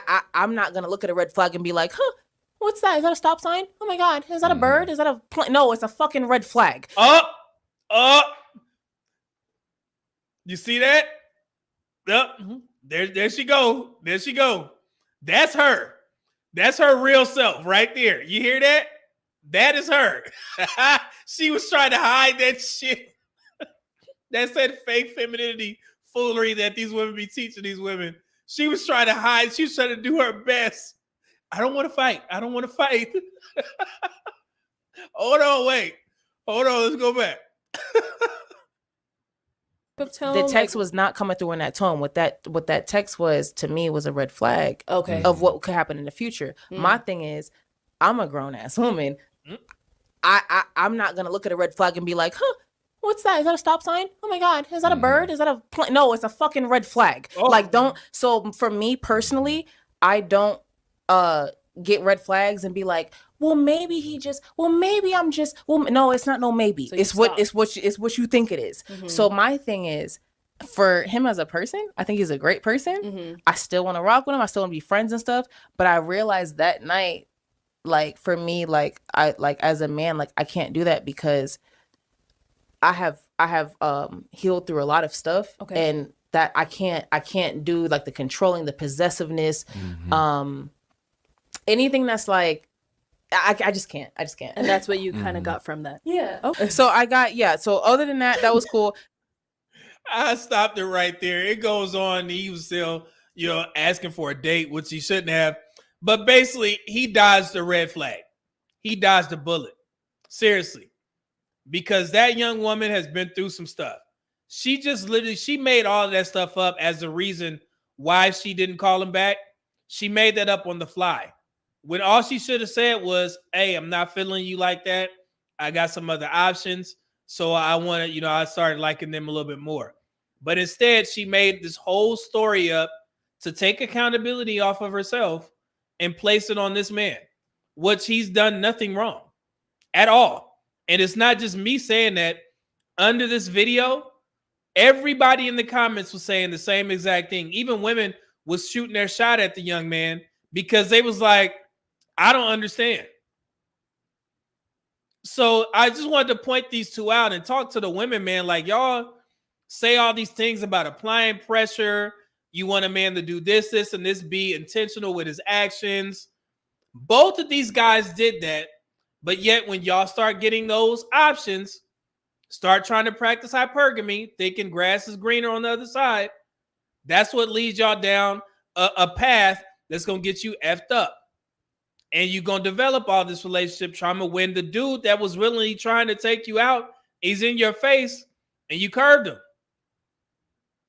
And I mean, this is and I always talk to the young men because I want them to see it, because these women are in the same age, bracket as you guys. So this is something that you young men may see for those high earners, not rich yet, the Henrys that Kevin Samuels used to like to call you guys. And I just want women to speak to women like this, like, hey, man, we got to do better. Because I have another video after we discuss this purple pill stuff that's going to bring this stuff back, full circle. Y'all women, y'all got to do better. This was embarrassing. That woman straight up lied. Jesus Christ. Y'all got to do better. Let me get to these super chats. I know I've seen a couple. Hold on. Dante Bryan with the $5 super chat. He said a lot of guys in this space have female mentors, particularly BGS. Yeah, I have 3 mentors, 2 men and 1 woman. Amazing people. I would not be in the position that I am today in regards to my professional career if it wasn't for those 2. So, or those 3. 504 show enough, $4.99. Thank you, good brother. That brother cold in his profile pic. Dante Bryan said, damn, $2 super chat. Thank you.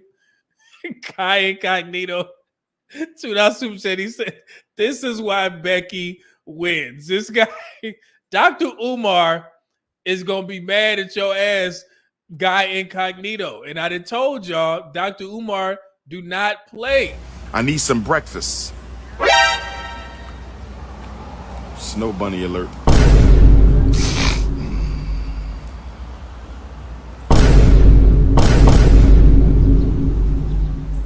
Snow bunny alert.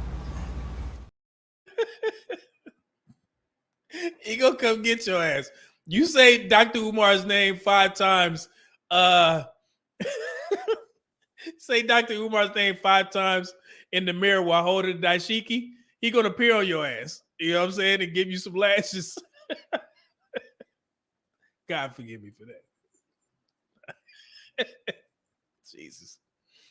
Dante Brown, Super Chat said, yes, we do. It's called a gut feeling. Yep, there it is. Leon 008 $5 Super Chat and said, let's keep it 100. Like really 1,000. What 90s R&B songs were these ladies listening to all week? Ain't Too Proud to Beg. That's good. That's a good song. Lance Struthers with the $10 Super Chat said, I'm just chiming in and already tripping out. I'm glad I'm not the only one, because I was like, man, maybe I'm old. You know, and these young dudes, you know, us older guys, we may not get, we may be tripping, but we will, you know, I was right. So Marius P.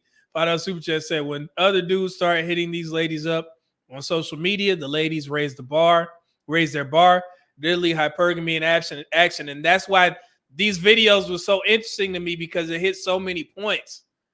And, you know, just us discussing those false statistics that woman was putting out and who's marriage minded. Like, it's 2 shows that y'all can watch. If you think I'm tripping, you watch Kendra G's show. It was just one woman on there. And I told y'all, these young women, they tell you everything. She told Kendra G that she had just had sex a week ago. Straight up. And Kendra G said, you don't have to tell me. Oh, yeah, it was a week ago. And it was a guy, you know what? It's like, whatever, you know. Just say anything. From Downtown 2962, that Super Chat said, I'm trying to figure out what the F she talking. Brother, I told y'all. From Downtown says $2, said, openly admitting to being a doorknob is wild. KS Snoop, what's going on, brother? With the $5 Super Chat said, media man, just checking in, brother. Man, appreciate it. How you doing, man? Let's see here. Blue Baggins, what's going on, brother? He said, $20 Super Chat. I know what been around the block means. Cue meme of 30 hot dogs flying at a girl's face. Jesus. Yeah, she got some history on them draws. Jesus. Dante Bryant, $5 Super Chat said, already knew what was up when I saw the ANKH sex magic vibes. Okay. Let's see, Project Leeward $2 Super Chat said, dude sweating all over her after their workout. That's funny. Marius P. $10 Super Chat said, no way, dude, getting them cheeks. She's too flaky and he's too clingy. If he didn't get it by day 2 with the chick like that, game over. She has a community property mindset. You can easily tell. Yeah, man. And that, you know, I mean, I didn't want to judge, but you could tell she wasn't serious. I mean, she's trying to be about her music. She calls herself a lyricist. So I guess she won like lyricist of the year, maybe in Arizona or something like that. I don't know who she is, but she's trying to focus on her career. And sometimes guys, y'all make the mistake of trying to wife up the wrong women. You know what I'm saying? You're supposed to put women in categories. That woman could have been useful to the group. And y'all be trying to wife these women up. Just like women make a clear distinction with the guys that they just use for sex and the guys that they want to settle down with. Yeah, they tell you straight up, he's not boyfriend material, but I'll have sex with him. And they keep those guys around. But for some odd reason, some of these guys that I see on social media, y'all be going for women that aren't, you know, supposed to be, you know, wife material. I mean, yeah, you know, you protect yourself from, you know, unwanted pregnancy, diseases, so on and so forth. But she can be useful to the group. A lot of women are okay with that and just use them as such. Drewski made the mistake of trying to wife up the chick Ruby Rose. She fine, But that ain't a woman that you're trying to marry. Everybody, all the old heads know that. But these young dudes, y'all see a pretty woman who's popular and like, oh yeah, that's wifey. No, it's not, man. Get in and get out. Now she got him looking stupid if this shit is true or not. You know, putting tweets talking about the new dude's manhood is bigger than Drewski's. I'm like, brother, you did that to yourself. Don't be taking foot pictures with this woman. What community property? Man, use them for what they want. Like, I need to smarten up. Date. Divine Photos 199 super chat said literally took her 8 minutes to get to the point. Y'all suffered through. Curtis Rose 999 super chat said, yeah, she might be a runner. Yeah, she's a runner. She's a track star. Man. Let's see here. Sir says she's about her music, but go off work and went straight to partying for the entire night. Yes. That's what she did. Went live and everything. The dude was like, man, I just sent you messages and you out there gallivanting and frolicking with other people. Q4. I guarantee you if Dr. Umar got with a cool white woman, he would be beyond happy. Oh, that ain't gonna never happen. Hell freeze over for Dr. Umar fade. Patricia said if she's focusing on her music career, why bother with the dating show? Because she's looking for weenie. She looking for convenient weenie. And I told y'all, man, you need to try and be that guy. Because a lot of these women, they don't want a relationship, man. They will act like it, go on the show that's for relationships. These men looking for real love. And this woman looking for a man that's gonna be there after she get off work. She don't want to have to text your ass throughout the day. How you doing? Where you going? We need to do something. Let's go out on a date. She don't want that. She just wants you to be available so she can parachute in, give you some booty, and get back on her grind. And then when she finds somebody new to get a booty to, then you out. Such is life.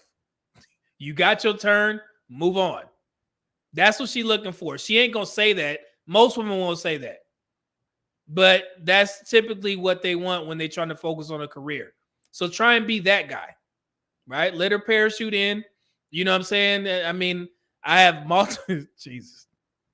I was a wild boy. Let me stop, man, before I say too much. Before I get to it on there. Now, see, if I wasn't on this diet and I was had some of this that Macallan, I probably would have said something. But I would just keep it light. Carlton Banks, he says society pretty much bullied these young dudes to accept hoes as regular women. Yeah, man, y'all got to stop that. Every woman ain't marriage material, man, but they still looking good now on the dating market. Have fun, protect yourselves, get what you need, and move on. Let's focus on your purpose. Project Leroy said Drewski moving goofy. Man, I'll just say SF. I don't want to mess that up, man. The little head is thinking for the big head. Man, you got to get yours. Like I said, bring out the Hennessy.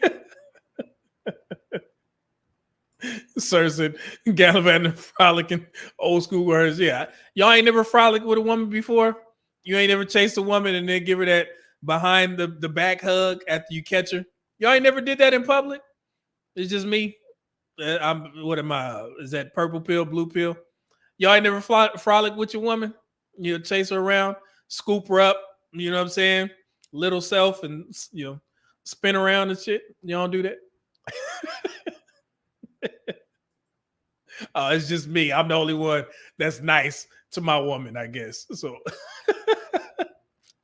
Divine Photos. Drewski already know women aren't into him like that. He has to pay to play. They tried to justify it, though. I mean, I don't judge a brother's looks. I mean, Drewski rich and he funny. That gets a guy a long way. He rich and funny, and women know that he has status. Everybody know who Drewski is. So, but he just moved wrong. So, let's see here. Sir said, treat them like parks, pay your fee, enjoy the ride, and clean up after yourself before you leave. Jesus. Skinny boy said your wife will hear you, and she will. I was gonna say something. I shouldn't. I'm supposed to dump all their memories, but they let me stop. He's educated. Skinny boy finna get me in trouble. Educated Tyrone, purple pill Pookie. Oh man. Let's see here. It's a Dante Bryan said media man on that movie stuff. Oh yeah, man. You know what I'm saying? Hey. Yeah, we frolic. You know what I'm saying? I embarrass her in public or something like that. Yeah. Y'all don't do that. Okay. The true secret, these women too heavy for that, arms can't even wrap around most of them. See, brother, why you gotta take it there, man? Why? Biggie said old school word hunching. Yeah, hunching. That's gotta be east or south, because we used to call it humping, I guess. Y'all say hunching. Leon 008 said, I'm nice to my woman. Okay. Yeah, see, Brian Ye, Soof, I probably messed it up. Sorry, brother. Said frolicking is a cheat code. Yeah, man. You know what I'm saying? We chase each other around. You know what I'm saying? Patricia, hi, that sounds more like a beach. Yeah, you do that on the beach. You know what I'm saying? You go to the park, play with the drone or something like that. Or just, you go, I know y'all have those open air like shopping centers, like the outlets and stuff like that. You walking around, you eating food, get some ice cream or something. You grab a cheek or two. Y'all don't do that? No. Y'all don't grab cheeks in public or something, or bite. I've been down. That's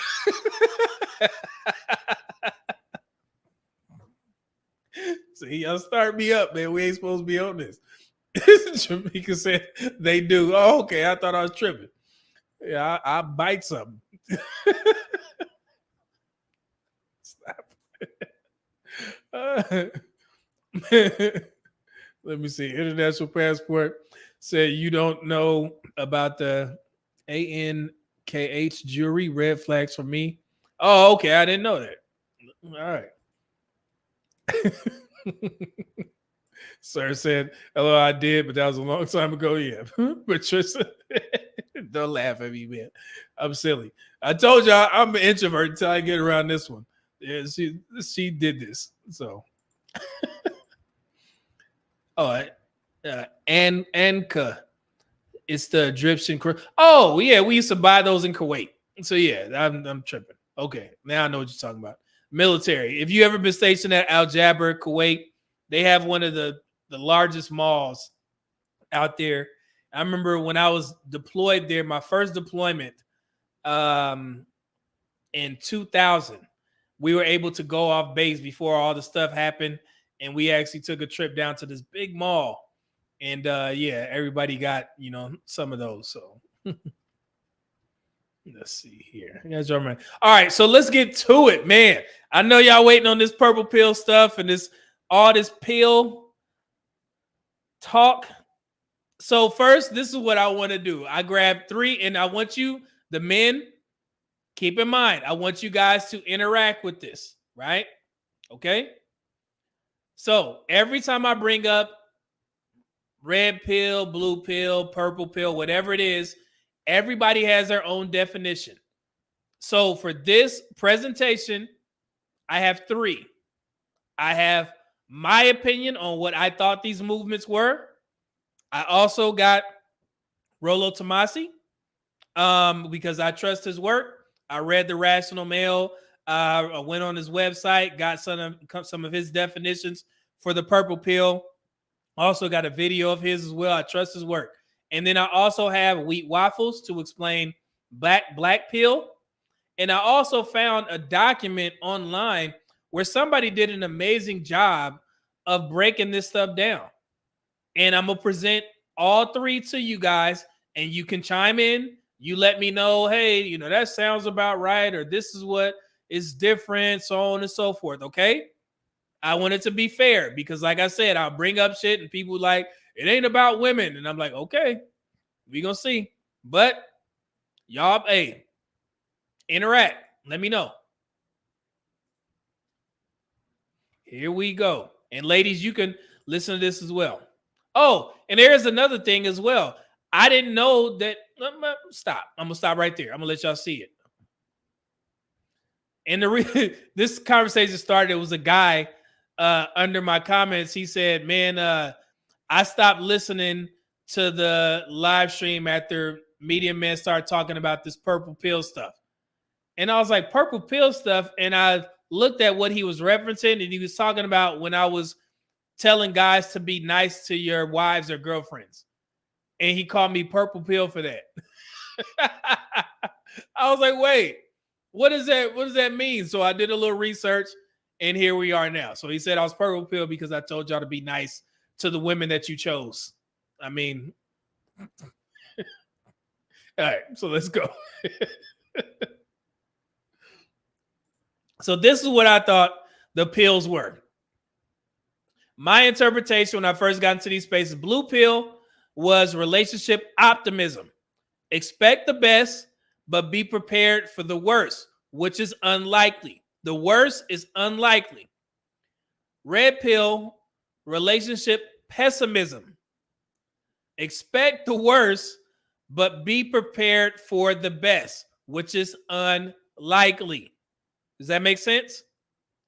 Now, purple pill is relationship realism, which is what I thought.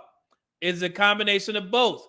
Accepted reality of blue pill and red pill while cherry picking the parts that you agree with.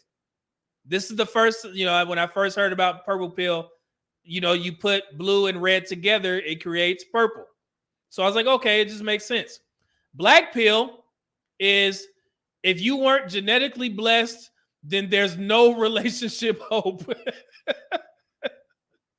So is that pretty spot on? I mean, am I in the wheelhouse? Am I close, guys? Let me know. Is it? Somebody said, JTC, hold on, this is good. JTC said, Jesus Christ, that blue pill one is so off. Okay, we're going to get to it. Let's see. Educate Tyrone, I'm like, bro, I'm a purple pillar too, so relax. Okay. Let's see here. Oh, wait, remember, like I said, I'm fair. I got 3. Leon said, yes, relationship realism with morals and values and understanding. No, that is not black. Oh, that's not black pill. Okay, we going. Like I said, I got 3. Sir said, okay, I'm just learning this for the first time meeting man. I got y'all. I'm thorough with this. I'm not just going to bring y'all my opinions. No. Lost in translation says sounds about right. See? And that's why I do this, because people think different. Educate Tyrone, that's the way I define purple pill more or less. Okay. Sounds accurate. Red pill is the truth on life / women. Blue pill simp, putting women on pedestal. Purple pill relationship. Black pill incel. Jail Black 30 say red pill is accepting the world as it is and not how it should be. I know, yeah, this is I know now, but I move accordingly. Yeah, we get it. Thank you, brother. Okay, so let's get to it. Let's continue. So this is what I wrote, or what I learned off of Rollo Tomasi's website. He said, the purple pill, it is a euphemism for men who've become red pill aware, but for a variety of insecurities have decided to temper the uncomfortable truths of that awareness with their previous blue pill hopes. The harsh, ugly truths that the nature of women, the nature of hypergamy, and the nature of natural selection process is intersexual dynamics presents to these guys becomes too much to bear. It's all encompassing when a man begins to see his surroundings with a red pill lens, which means seeing the world as it is and not how it should be. The difficult truth needs for an optimistic solution to counter what would otherwise be nihilism. Okay?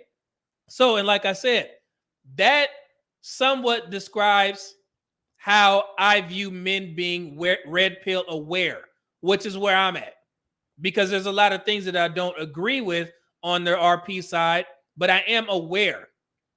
So I still carry an optimistic approach on not necessarily the dating market as it currently is, like it's in flames right now, but I think people are coming to a realization on what suits them the best. And that's what I've come to grips with. At first, I think I was a little bit more optimistic of thinking that things could change, but I'm not there anymore because now I think people have already made their decisions and they're just moving slowly towards, that tribe, such as the Passport Bros. And also the divester women, the MGTOW guys, the SYSBM guys, swirlers, whatever it is, they're moving towards their particular community. Even the guys who still believe in, like the black love type mentality, and you should only date black men and black women, those people, they're moving slowly towards that. So that's how I see it. So somebody said, okay, Lance said, bingo. Okay. Educate Tyrone, Fresh and Fit has more incels in that single audience than all black pill channels combined do, for example. Okay. Let's see here. Patricia said, oh, it's in flames for sure. Yeah. And I used to have, I used to be optimistic that we could be able to put out these flames with these stats. But no, I think that just actually fueled them because they still try to say those aren't true. So, so yeah, let's see here. What do y'all think about Rolo so far in regards to his purple pill? King Juggernaut said a lot of RP men find the white pill, the Lord, so inevitably you would be purple pill because with Christ comes hope. That's not what white pill is, though. I'm gonna show you. Hold on one second. Supreme Contel said yes, you was meeting man and understandably so. Yeah, it's like I said, I was very clear. I told y'all. So that's why you progression over the years you learn. So Educated Tyrone said that True Seeker, yeah, he pays for play, so he must definitely is one. Oh, y'all talking. Sir said you're an incel if you're not trying to better yourself and you could just sit at home raging at people on the computer. Hey, somebody said, Andre said, what's white pill? I just learned that by doing my research. We still got more. Let's continue.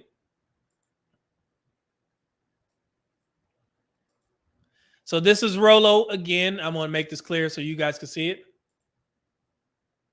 So the purple pill dynamic has also found its way into mainstream religion for much of the same reasoning. These dating coaches find it necessary to cater their message to a feminine primary audience. Most will season to taste just a bit of whatever they're peripherally aware of about red pill truth, but only enough in touch with the burdens of men's performance owed to the women that make up their audience. So basically, he's somewhat describing a panderer. You put a little bit of medicine in the candy, some RP stuff in there by telling women, hey, you may need to get in the gym, sister, stuff like that. But ultimately, your opinions are going to be for the benefit of women as a man. So like the dating coaches, the purple pill pastor understands that his revenue depends on whole women's attention. And usually this comes in the form of playing to women's inherent need for indignation. So like I said, we know these guys. We know Dr. Umar, Derek Jackson, Ace Metaphor, Tony Gaskin, so on and so forth. These guys know where their money is made. So we can't expect them to go on their platform and turn, RP all of a sudden because they will lose a lot of, streams of income. But that's why you'll see Dr. Umar, he'll say some things he'll tell black women that, hey, you guys don't do what white women do. They'll build with a successful black man or a potentially successful black man. He'll talk about black women's weight, for a second, and then he'll jump right back in his bag and start pandering to them because he knows that if he goes too far right, on the RP side, he's going to lose his audience. Does that make sense? So that's what he was kind of explaining, in my opinion. I could be wrong, but yeah, but that's how I interpreted that message. And I see a couple people like, yeah, they flip flop. I lost in translation. Okay, cool. Yeah, that dude, Pastor Poppy Don, that's the crazy foolery.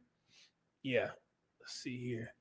Derek Jackson, Undercover Red. Yeah, Derek Jackson is very much so RP.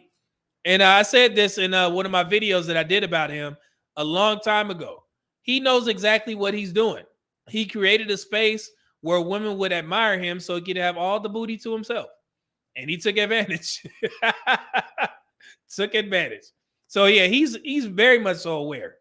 So yeah, dude, smart dude. So sadly, it's on the backs of black women being lied to, but he doing what he needs to do.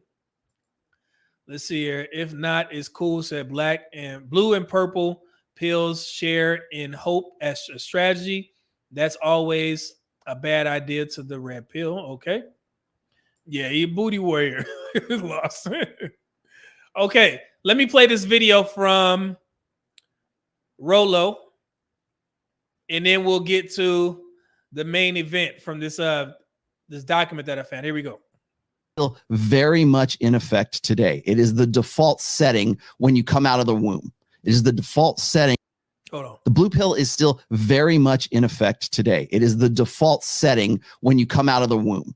It is the default setting in a gynocentric social order. The blue pill is, if anything, it is on a higher frequency right now. It is intensified right now because the gynocentric social order requires men to be ignorant. It requires, and I'm not calling anybody dumb. I'm just saying it requires you to be unaware, okay, of what the red pill shows guys as far as empirical, understandable, objective data, stats, whatever, about red pill ideas, right? Ideas. I didn't say ideology. I said ideas. Red pill concepts, red pill dots that have been connected together. I've said and if you've read my very first book, there's a chapter in there called The Threat. And the threat is this: there's nothing that is more threatening, yet simultaneously as more attractive to women than a man who understands his own value to women. I did my homework on the whole white pill thing. People are going to say, well, you don't know what the white pill is. Well, I get the same accusation when people say, you don't know what MRAs are. You don't know what MGTOW is. You don't know what the black pill is. You don't know what purple pill is, right? You use purple pill as an insult. I don't use purple pill as an insult, and I'll tell you why I don't here in just a second. Did you hear what he said about the white pill? I didn't know what the white pill was. First time I'd ever heard it. But let me show y'all real quick. I found this online as well, so it gives you a little breakdown of the different pills. So this is what I found online. This comes from the same document that I'm going to present to you guys. So RP, it says, embrace the sometimes painful truth of reality. The blue pill is remain in blissful ignorance of illusion. White pill, see that? White pill is optimistic subclass of red pill. Everything you do matters. You have the power to change things. Existentialism, you need to find the purpose. And then they got black pill, pessimistic subclass of red pill, nihilism, nothing you do matters. Humans are meant to suffer. There is no purpose. And somebody said that I was wrong in my thoughts of the black pill, but this document said the same thing that I did. And the reason why I came to that conclusion is after I did that Wheat Waffles video. So I'm gonna let him get back to it. But that's what I learned about the white pill. So y'all agree or disagree? Let me know in the comments. I see when I look at the guys who are trying to do this white pill thing, I see two sides of it. First off, white pill is not opportunistic, but optimistic. And there's nothing wrong with being optimistic. I am not of the school that is the enjoy the decline school. I think we can do better. And See, and that's where I somewhat agree with him on that, because he said I'm not, enjoying the decline. I like people to, and I've said this before, I like people to be a product of their own choices. And I want them to lean into that. And I want people to help them lean into their own choices, whatever that is.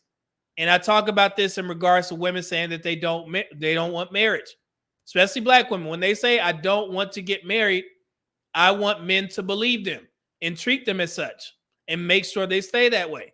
Because if in reality, if they don't believe like that truly, then they will change, right? But if they do, then everybody wins, right? So that's why I always get upset when I'll share videos of women saying, I don't want marriage. I don't want marriage. Hundreds of men in the comments saying, she don't really mean that. And I always have to ask them, do you have the time to change her mind? Are you willing to take time out of your day to prove to this woman that she wants to get married? And most of the times the guys say no. And I'm like, well, stop telling her that she don't mean what she say. So that's why I say I don't enjoy the decline. I just like the fact that I want people to be men and women of their word. And that's it. So here we go. Let's continue. And that maybe that's me sort of being Pollyanna optimistic, but I think that I don't necessarily see things as being irrevocably doomed. If I were, I would be on a black pill channel. If I thought that, that's what I would say, but I don't.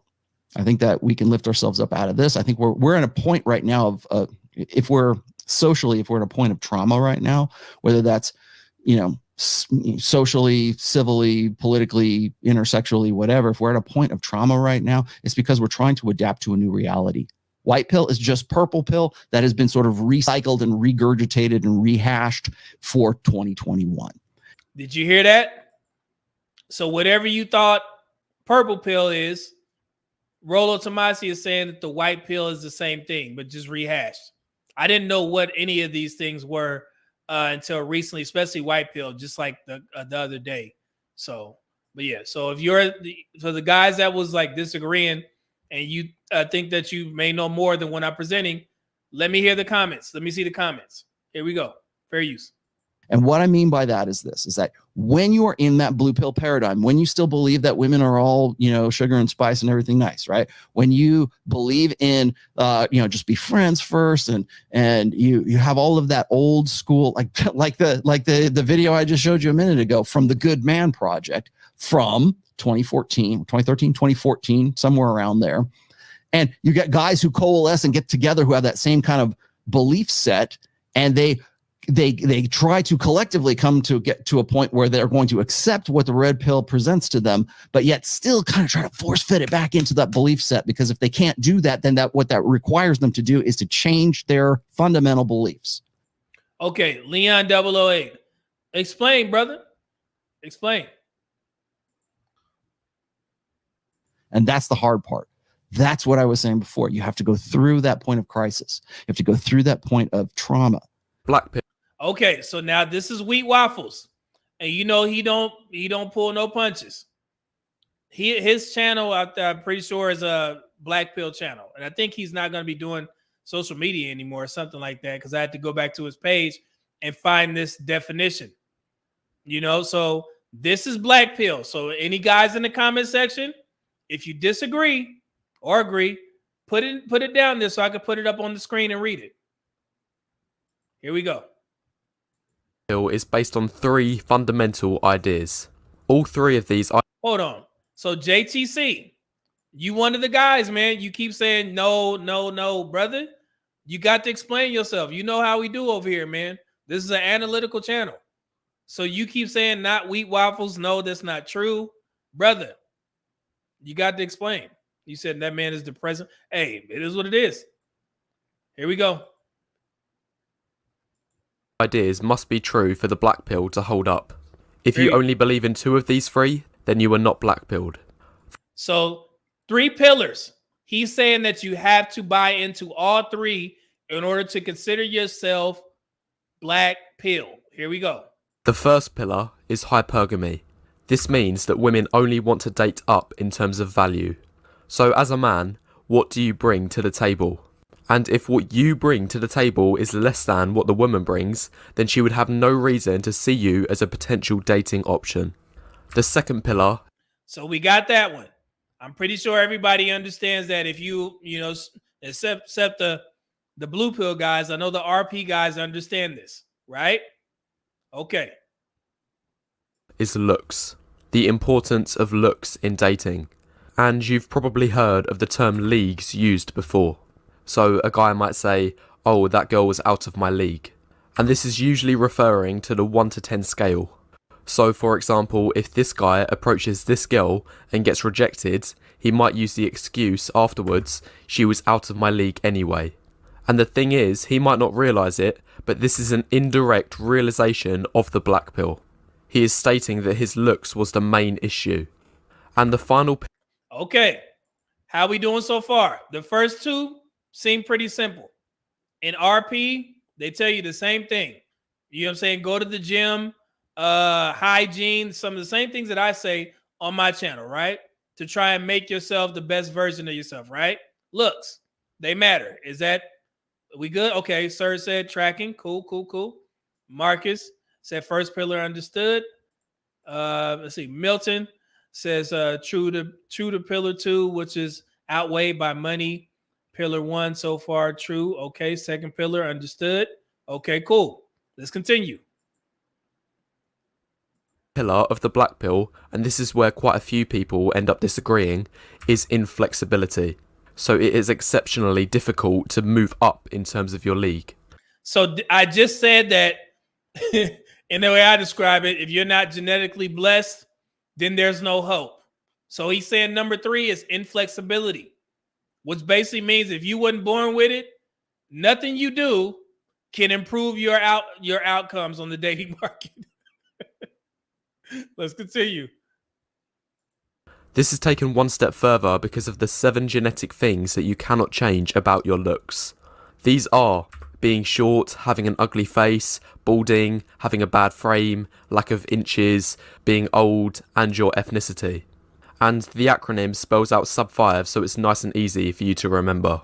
Now this last pillar is basically saying that these 7 things are your biggest obstacles and limitations in terms of improving your current situation. Okay, so the black pill doesn't even recognize the money aspect, right? Like by saying like if they thought that money ranked higher, then I'm pretty sure it would have been on there because somebody mentioned money trumps all that. But I don't think the black pill guys think like that. They believe that, hey, it's all about looks. If your looks ain't on par, then you won't get the outcomes that you desire from women. And we all know, y'all just mentioned Drewski, right? You said that the reason why he was able to get with that woman is because, you know, he got money. You know, he chubby dude. You know, I think he above 6 feet. He seemed like a tall guy, funny, but he got money. So women gonna mess with him regardless. So, I mean, so how y'all feel about that? See, Leon said system we have because, okay, well, I don't know what that means. I'll get to it. Jay Renard said, looks like I'm not black pilled. I don't believe in inflexibility. Okay. See, and he said that that's where a lot of people fall off. Sir said, shouldn't money fall under hypergamy though? I mean, it could and it should, but they didn't outright say it. So he's saying that, hey, if you don't, like, if you're not built, I guess, not born, but it's kind of weird because yes, I agree with you. Hypergamy does fall in with a man's money, but he didn't outright say it because he said the sub 5 are the main reasons why you won't get the outcomes that you want. So money, yes, it will get you sex with the woman if you're an unattractive guy and you have the sub 5 categories, right? We all know this. Money, you know what I'm saying, rules the world. But the genuine connection, I don't think you will be able to have that. And I think these NBA players and sports players are kind of figuring that out. So, but you are right. I agree with you. Let's see here. True Seeker said black sounds like a group of men that needs a mental diagnosis. Jesus. Okay. JTC said my uncle always say you can't be fat, ugly, and broke. choose to struggle. Yeah, that's yep. I mean, I say that. Educated Tyrone said Black Pill is still fairly underdeveloped compared to RP community. We disagree on the extent of inflexibility. Yeah, he said that that's where most people fall off. So Jalen Jones with the 199 super chat said, my funds for the great information and mentorship. I appreciate that, brother. Yeah, this is informative to me too. So Sir said, I think money, power, and fame are caveats to inflexibility. Women will throw the panties at George R. Martin, and he's sub 5 but famous. But yeah, but that's the thing. Is that a genuine connection? And I think most men, especially in the RP space, understand that it's a no. It's like, yeah, you can have the money, but you're not going to be able to get the most out of the woman, if that makes sense. Genuine connection. Let's see here. Educated Tyrone said Black Pill is starting to have a growing number of guys who actually date women, but just don't believe in game like that. Oh, none of the stuff that I looked at, Tyrone mentioned that they deal with women like that. But that's a whole other category because we got some other things to discuss here that I learned.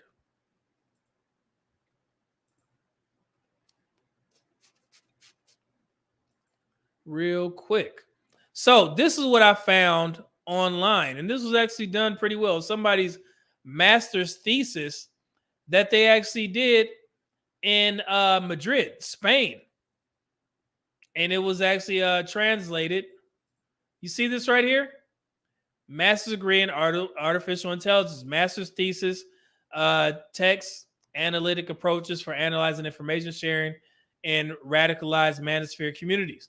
I don't know who wrote this other than the names right here. Author was Angel Pavone Perez.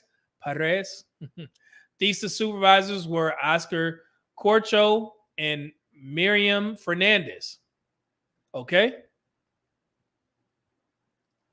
So let's see how y'all think about this. This is the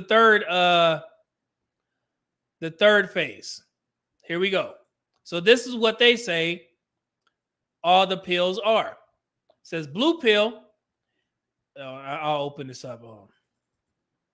It says blue pill. It means following the roles imposed by society, such as the acceptance of movements like feminism.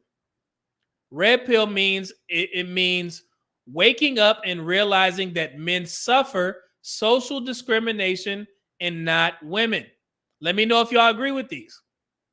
Purple pill.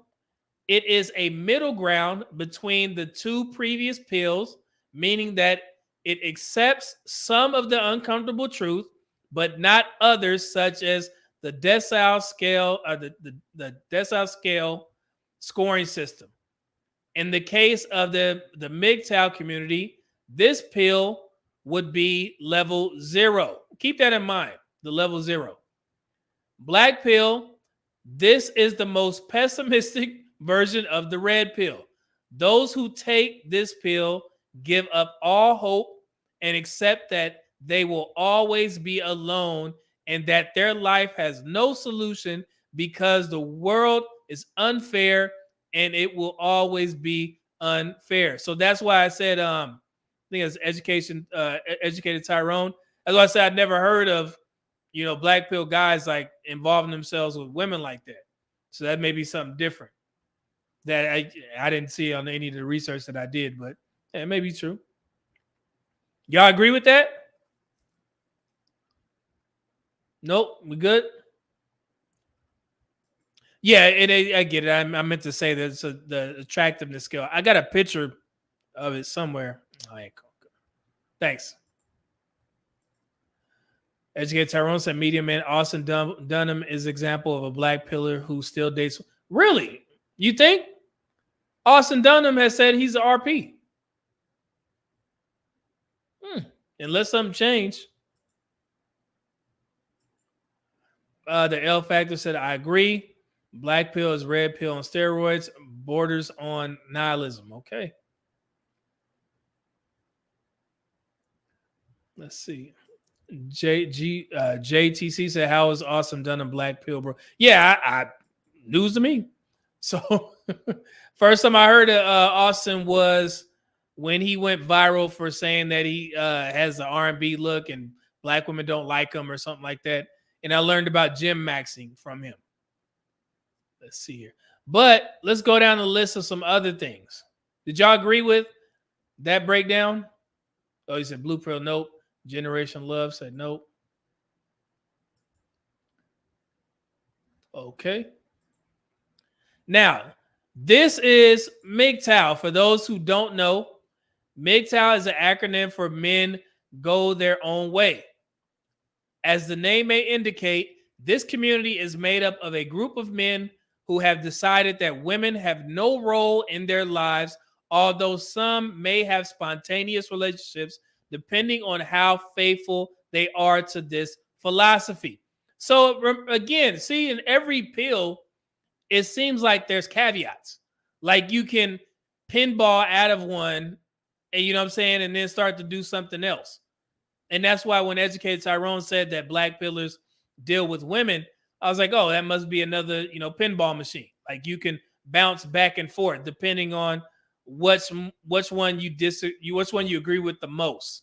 And then you just remove the things that you don't to make it fit your own lifestyle, if that makes sense. Yeah, so, okay. But look, and somebody said, I kind of agree. Who is that? Leon? Is that on the MGTOW stuff? Okay. Educate Tyrone said, true chick, Myron isn't black pill at all. What the F? He's red pill. Lost in translation. See, I told you MGTOW is wrong. Oh, we're not done. This is something new that I learned as well from this article. Let me show y'all. Did you know that the MGTOW group has levels? Let me know if this is true or not. Here we go.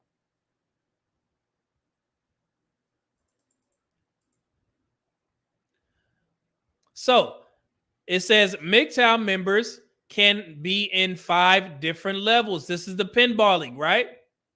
Level 0, this is the first level, which there are all members who, even if they do not comply with the philosophy of the movement, are at least aware of the situation. Women are trying to steal their money. The gender equality movement is a lie. So that's level 0. Level 1 is, at this level, members reject and do not enter into long-term relationships, such as stable relationships or marriage. However, they may have sexual encounters and non-stable relationships. There we go again. So it seems like none of these movements completely disregard women, right? Is that fair to say? And so it seemed like. Level 2. At this level, members reject all kinds of relationships, from long-term relationships to short-term relationships, and even sexual encounters. So level 2, none. Level 3. At the third level, members try to reduce the money they contribute to society in order to avoid giving financial support to other groups such as single mothers. So I remember there was a guy on YouTube.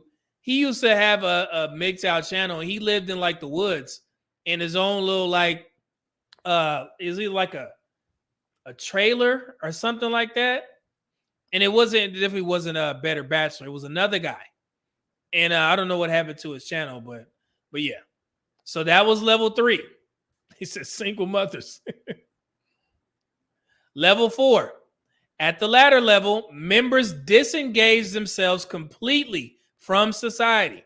They are known as ghosts and are treated in this community as heroes. So I guess if you can go full level 4 MGTOW, then you are like the gods of that group community, because you figured out a way to remove yourself from society, not contribute too much to our, economic structure, I guess, and you just live off the land and you have completely disregarded women.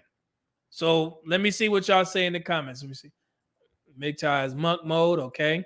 Sir says, so basically dudes are aware that life isn't fair and are complaining about it or turning celibate and cheap. I mean, y'all, you let me know. The True Seeker having levels is wow. Yo, I'm a level 3. MGTOW sounds okay. Mr. J. Lamont said, dang, MGTOW sounds like the new No Ma'am. Al Bundy would have been level 3. Yeah, I mean, well, level 3. Did he still had Peg. Peg was fine too.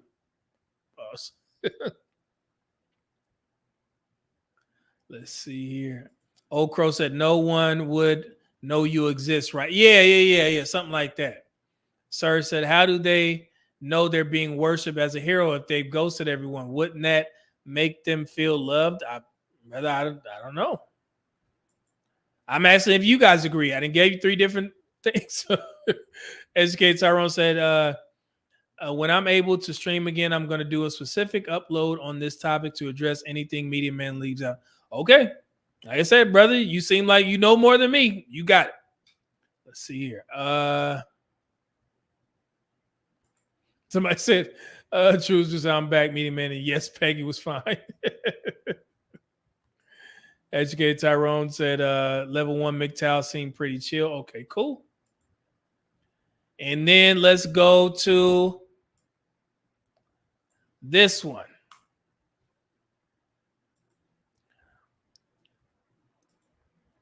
What is an incel? Incel, the term incel is an abbreviation of the term involuntary celibacy. Thus, unlike the members of the MGTOW movement, incels have not decided to do without women, but cannot have relations with any woman even if they wanted to. This includes not only sex and relationships, but also the wider feel of feeling loved, valued, and accepted. In this way, incels blame this lack of experiences and feelings on modern society and in particular on women. Now, these are the guys that, like the school shooters. You know what I'm saying? I mean, you got to watch out for these brothers. I've yet to hear anybody say anything positive about incels. You know what I'm saying? So if there's any more information that you guys may know and I don't, where people are saying, no, that's not true, because, I've never yet, because they've been listening manifestos from people that have done mass shootings and things of that nature. So, yeah. And also, like I mentioned in the lead-in, women can be incels as well. They call them femcels. And I just mentioned that the girls who can get sex, damn near any woman can get sex, but they can't get a relationship or get married because they're undesirable. And that's, I see a lot of women, particularly in the Black community, they buy into that mindset. They even get that sold to them by women who are married on TikTok. They will literally tell women, stay single. And the women will listen and they, share their videos. So, yeah, that's what it is. So what y'all think? Marcus said, my heart bleeds for guys who can't get women. I couldn't imagine living in that manner. Yeah, man, it's tough. It's tough. I'm going to get to super chats in a second. Lost in translations said MGTOW men are blue pill men turn red, but because they got hosed by women in divorce, incels are a different animal. Yeah, I agree. And this is a quick, intersection of the pills. So you guys see that? This is from the same document. They said the purple pill, accepting harsh reality. And then it's also not believe in all red pill philosophy. And they misspelled some words. It is what it is. The red pill is accepting harsh reality. The nature of women is generally materialistic, superficial, and without personality. Believe in the decile scale philosophy. Modern marriage is highly harmful to men. And then blue pill doesn't accept the reality, follows society's stigmas, believes in gender equality, believes the world is fair. And then the black pill is no solution to this world, accepting eternal loneliness. I told you, man, that black pill and that incel stuff is harsh. It's harsh. So there you have it, guys. So that's what I have for you. So I just explained everything. Hopefully that helps for those who were unaware. I obviously was. I told you I did my research just to make sure. Any other, caveats you guys may know. I mean, I may not be abreast to that. But from what I looked up, this is what I found. And like I said, I trust Rolo. So, I mean, hey, he's good. So let me get to the super chats.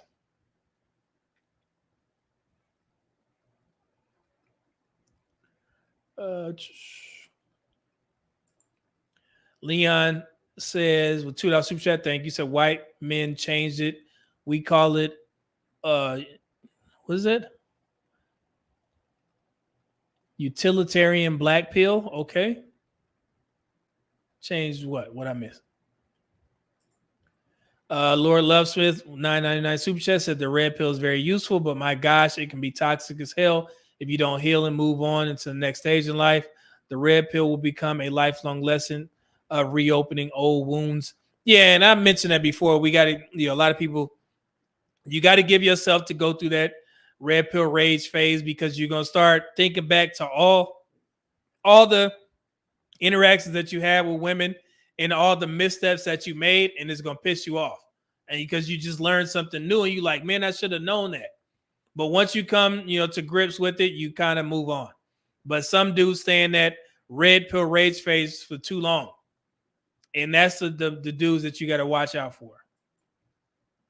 Jalen says, oh, I got that one. My bad, brother. Supreme Clientele.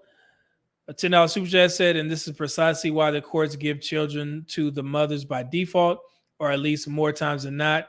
And that's because they are the first teachers of blue pill ideology. Yeah, and I, like I said, I agree with Rolo about the default setting for all men. And we always, use the phrase, women are sugar and spice and everything nice. Damn near every man got taught that until you get out into the real world and you start to deal with them on a personal level. And you're like, well, shit, that was wrong. And it's like an awakening.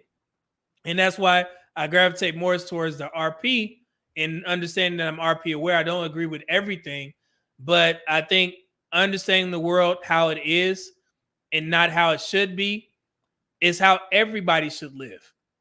I mean, you can't move through life hoping or wishing that people were like this. People are people. They F up, they do bad things, they do good things, they love, they hate. Just accept the world for, what it is and not how it should be. You can work to try and change the world to how you think it should be. You may gain some traction in little pockets here and there, but overall, the world is going to stay the same. You just got to acknowledge it. So let's see here. Let me get some new folks in here. Okay, I got that one. No, I didn't. Mr. Donnie Matt said black pill is either utilitarianism or nihilism, no in between. Okay. Okay, Mr. J. Lamont said, oh, and I remember this programming from the 80s, girls rule and boys drool. Yeah, we all had that, and you have to, and that's what comes with experience. And that's why I always tell women when I talk to them, your experience with your friends is not the same experience that her ex-boyfriend had, because she's going to tell you all the lies and she wasn't wrong, but he knows the truth. And y'all need to stop just blindly. I know that's your friend, but you need to start asking a little bit more questions, because that's what men do.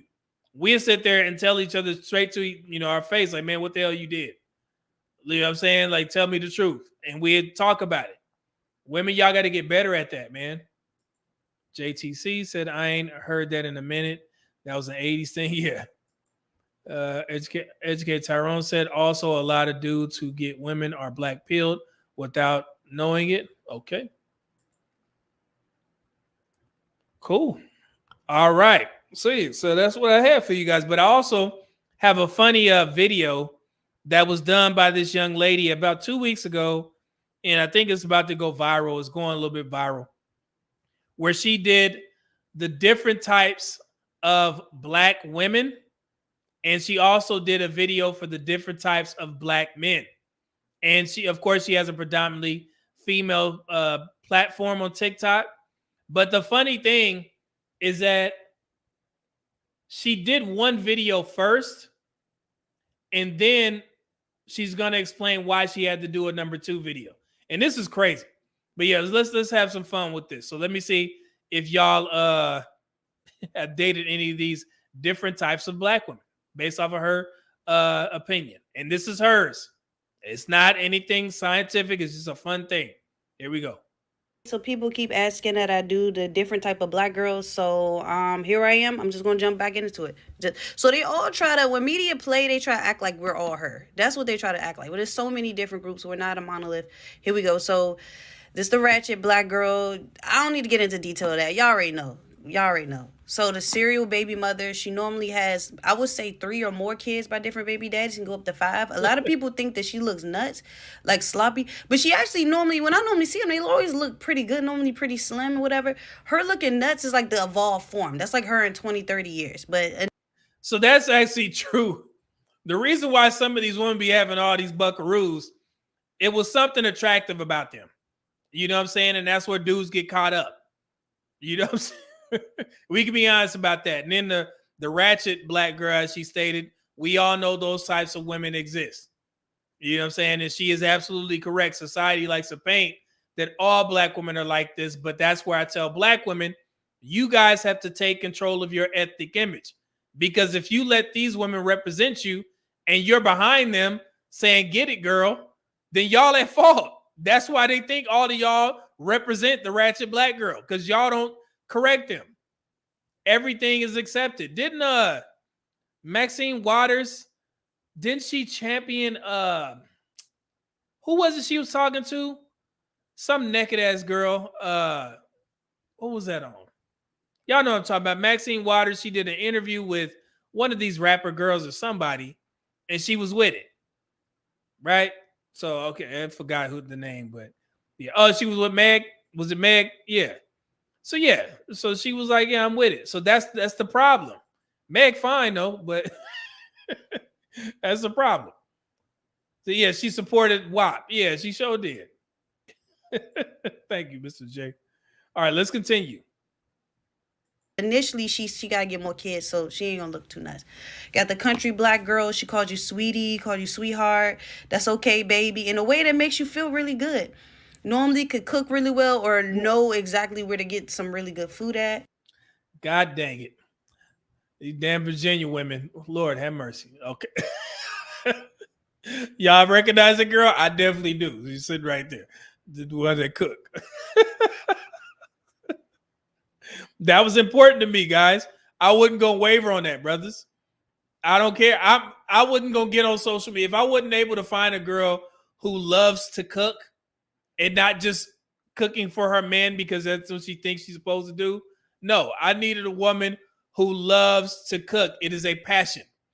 I would have went through life perfectly fine, you know what I'm saying, not getting married if I couldn't find that girl, right? That was important to me. Y'all need to start prioritizing what's important to you. And that's why I harp on men saying they want an in-shape woman. You get one of these young women and the fat landed in the right places, like Kevin Samuels used to say, and she get pregnant, gain that weight, she ain't gonna know how to lose it. So if that's important to you, you need to make that a priority. And don't get on social media complaining that you can't find it, because you create your own standard. And I say that somewhat tongue-in-cheek because I know women do that shit all the time. They'll make up their own standards of a $250,000 man. He got to be over 6'5", whatever. And when that man don't show up in 5, 6, 7 years, now all of a sudden it ain't no good man. That's your fault. So yeah, it was. I mean, hey, sir said get yourself some black eyed peas and rice, some good fried chicken. Hey man, I mean that's important to me.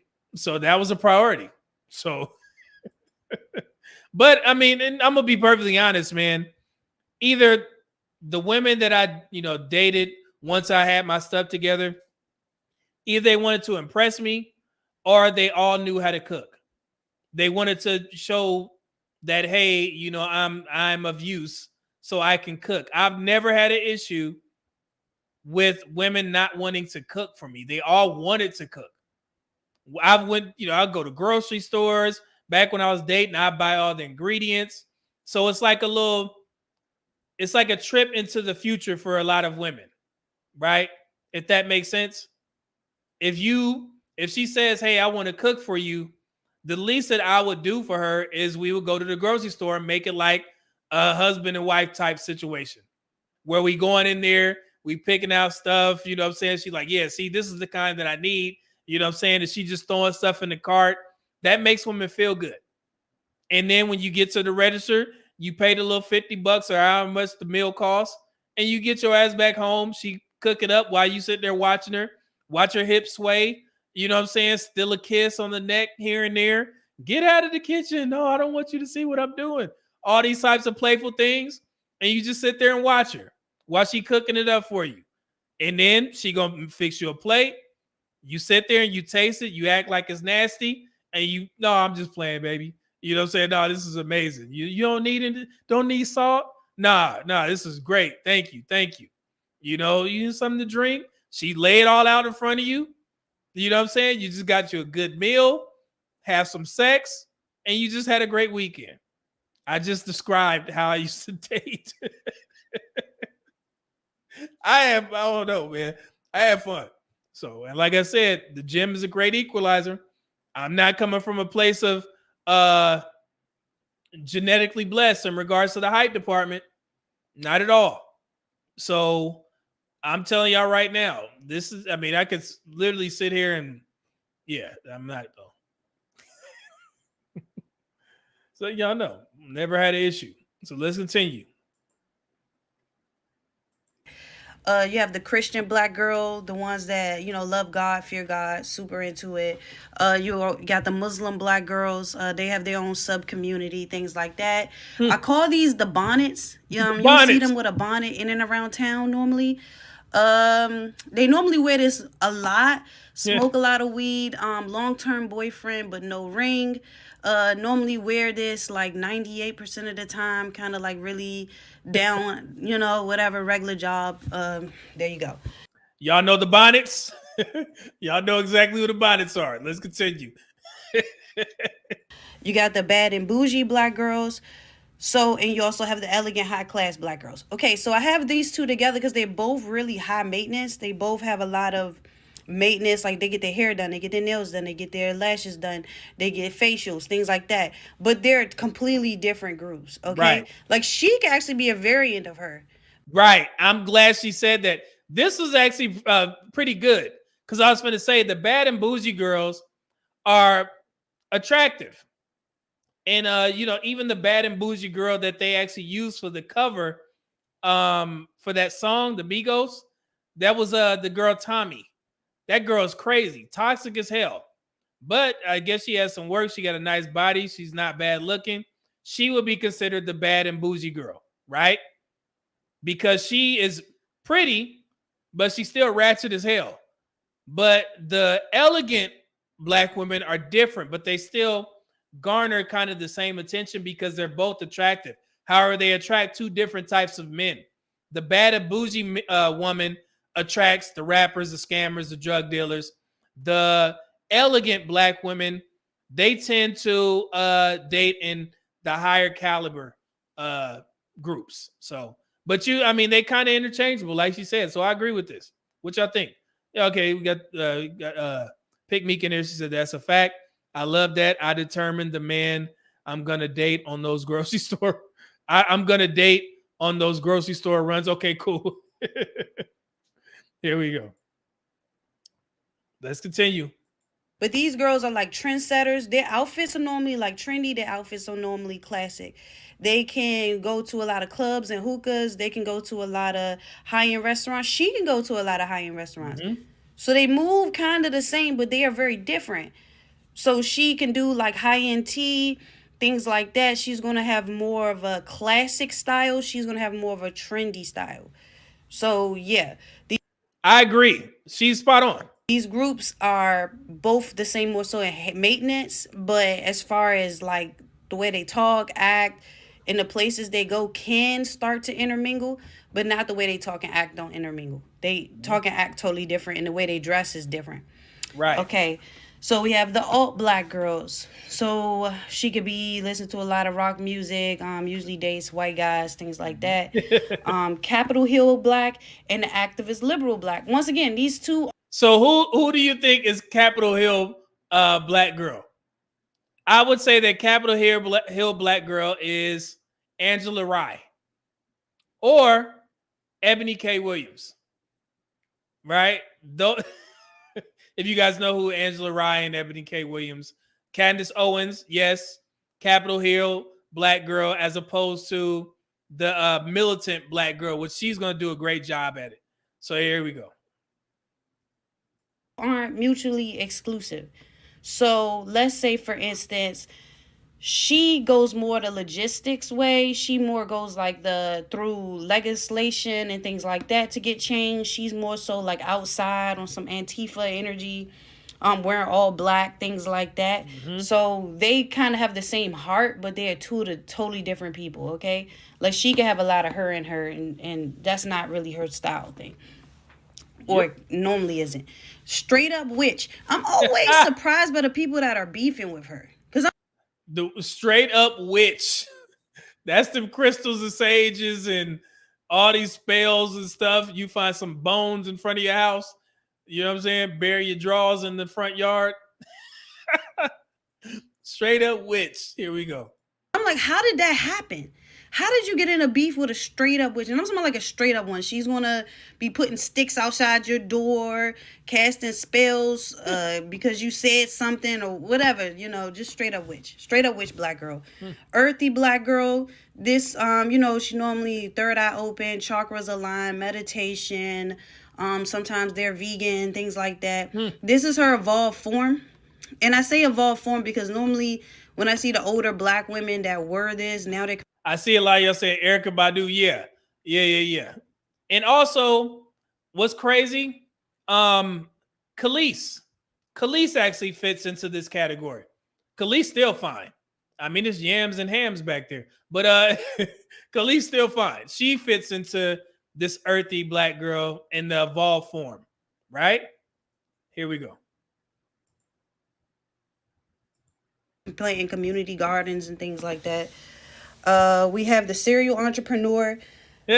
She normally has like multiple different businesses. When you ask her what she does, she'll give you a vague answer and then you got to buy her course. The course is really going to break down what she actually do. You need to get that. Okay, that's them. Military police black girls. We have the nurses. I laughed about this because they really have their own subset culture thing. They have their own thing going on. So black nurses need to be on there. Them damn nurses. I done told y'all. Nurses be fine, but they're wild. Hey, you taking a risk, brothers. You know what I'm saying? But I used to like to date nurses because they would fit my schedule. Because I'm selfish. I used to be selfish on the dating market. Because nurses, even though, you know, a lot of guys, they're like, oh, man, you can't wife a nurse up. You don't have to wife a nurse up. She's just trying to get in where she fit in. So if I used to work from, let's say, when I was still in the military, I would, you know, be at work at, let's say 5 o'clock, 6 o'clock, either hit the gym. I get off at 4:30, 5 o'clock. I'm at home. Nurses, if you messing with one, she may be working the swing shift, right? Y'all know what the swing shift is. Her schedule is from like 2 to 11 p.m. So when you get off work, she's, you know, she's still at work, but she's just trying to get in where she fit in. So she'll come visit you after she get off work. And then, you know, she'll stay with you the night. You have some good sex. And then she'll get her ass up when it's time for you to go to work. That was me being selfish. I was a mastermind. And then also, you get with a nurse, they can get a significant amount of time off. You don't have those weekends where you could take trips. So I used to date nurses who say, yeah, I'm gonna take this weekend off so we can go here. You know, when I was in different bases, I would always make sure that I had a nurse on the team so we can enjoy each other's time. And it's always a good time because they just happy to get away from doing what they was doing as a nurse, because it is a very stressful job. And you come back to this guy, you know what I'm saying? You can get you some weenie, eat good, and then you relax. All your problems go away. So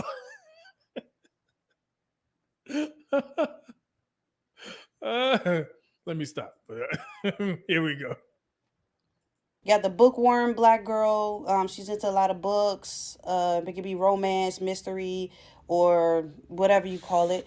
We have the white Oreo black girl. So the ones that are really faithful to the craft of being Oreo, they don't want nothing to do with blackness. So they don't talk black. They don't have black friends. They don't date black men. They separate a lot from a lot of their black family members. Maybe only their mother gets to get in, if that, because I've even seen it where they'll disown the mom, start to separate, but they're completely separated from blackness. They are black causes, issues. They are like fully committed. Just because a black girl doesn't have any ebonics or no, I say a little seasoning in her voice, doesn't mean that she's this, but there's some that are professionals, okay? So I would, if she wasn't so crazy, I would say that Doja Cat fits that narrative. Because there's a lot of black men that used to find her attractive, but now she did all kinds of foolery. I found her when she made that crazy song, "Bitch, I'm a Cow," and she's a very attractive woman. Now she didn't went all off the she gone now. So yeah, but so she would remind me of one of those girls. So here we go. And then last but not least, we got the anime nerd / gamer black girl that sometimes cosplays. It is what it is. And that's it. Okay. So you see that she did the first one. That's the one that she wanted to do. Do y'all know that black women got pissed off and bullied this woman into making a part 2 because they felt unseen? They got under this young woman's comments and was like, what happened to this girl? What happened to that girl? She's going to explain if y'all think I'm lying. They was pissed off at her that her own creation didn't include what they thought that they were. That's how crazy this stuff was. And I was like, man, that's sad that they would do that to her. You know what I'm saying? Like, man, she created this. So here we go. Okay, so here you guys go. This is part 2 to the different types of black girls. So let's just get right into it. We have the artsy black girls. So they into all different type of art mediums and crochet, things like. So in some of these, they sound the same, like earthy and artsy girl. I mean, that could be the same thing, but she had to make these different ones because black women got pissed off at her. Here we go. Like that. We have the ultra feminine black girls, which is the girlier form of the elegant black girls. See, this could have fit in the elegant black girl category. It seems like the same women. And she's saying that, but she did this because y'all think I'm lying. I have the comments and she actually gonna address it here in a second. Here we go. Hold on. And more eccentric, I feel. So their push is more into the girlier side of femininity versus more the womanly side of femininity. So we have the gym, athletic, and the sporty black girls. So this one I agree with. Yes, these black women are their own subset. Absolutely. Because it's not that many black women that go to the gym like that. So I agree that, she probably missed that one. But this is true. Sometimes you get a woman that, go to the gym just as much as you. Yeah. So they definitely needed a subset. Yeah. I said that too, sir. Military women will fall into this. But since all the women who go to the gym are in the military, I would agree that it needed its own subset. So I think this was spot on. sports, love to be in the gym, things like that. We have the dancer black girls. So it's so many different variants of the dance. How many dancer black girls do we have? This don't make no sense. It was better when she just did it off of her own creation. A dance black girl. Come on, man. Here we go. Dancer black girl. So it can be jazz, it can be hip hop, they have their own subgroup. It's all types of different types of dancers with that. Bohemian black girl, which is a variant of the earthy black girl. See, that could have been earthy girl. All right, here we go. We have the STEM tech / engineer black girl. Oh my God. Lord have mercy. They made this girl create this. Jesus Christ. Okay. We have the shy, awkward black girl. We have the corporate black girl or the corporate baddies black girl. Oh, God. We have the musician black girl, singer, songwriter, different instruments that they play. We have the homebody / black girl suburban. Can be a loner or cannot be, but she just make it. Here we go. Sorry. It was just so funny. Hold on. enjoys her time at home, having fun, scrolling, things like that with her friends, or just by herself. We have the adventurous black girl. So she likes going hiking, kayaking, rock climbing, or does any one of those. This could have been the Oreo black girl or the earthy black girl. Jesus. Activities, sometimes all depends on the woman. And that's her thing. She loves being very outdoorsy, adventurous type. The solo traveler / traveling black girl. She likes going out, having new experiences. That could have been the earthy girl, but traveler, I get it. Travelicia or whatever. Yeah, we understand it. But damn, they made that girl do this. All right. I'm sorry. I keep. Here we go. Fair use. Sometimes alone, sometimes with friends, like filling up her passport book. So these are two different types of loners. So it's actually three different. Like, let's just say if the homebody is a loner type, right? So let me be clear. She didn't create these. She got these based off of what people were commenting. And they were just making their own categories. So yeah, so here we go. So we have the loner that goes out on solo dates, solo activities, goes out. She's out of the house a lot, but she likes going out, but it's going to be by herself. She's going to spend a lot of time by herself, doing a lot of these things by herself.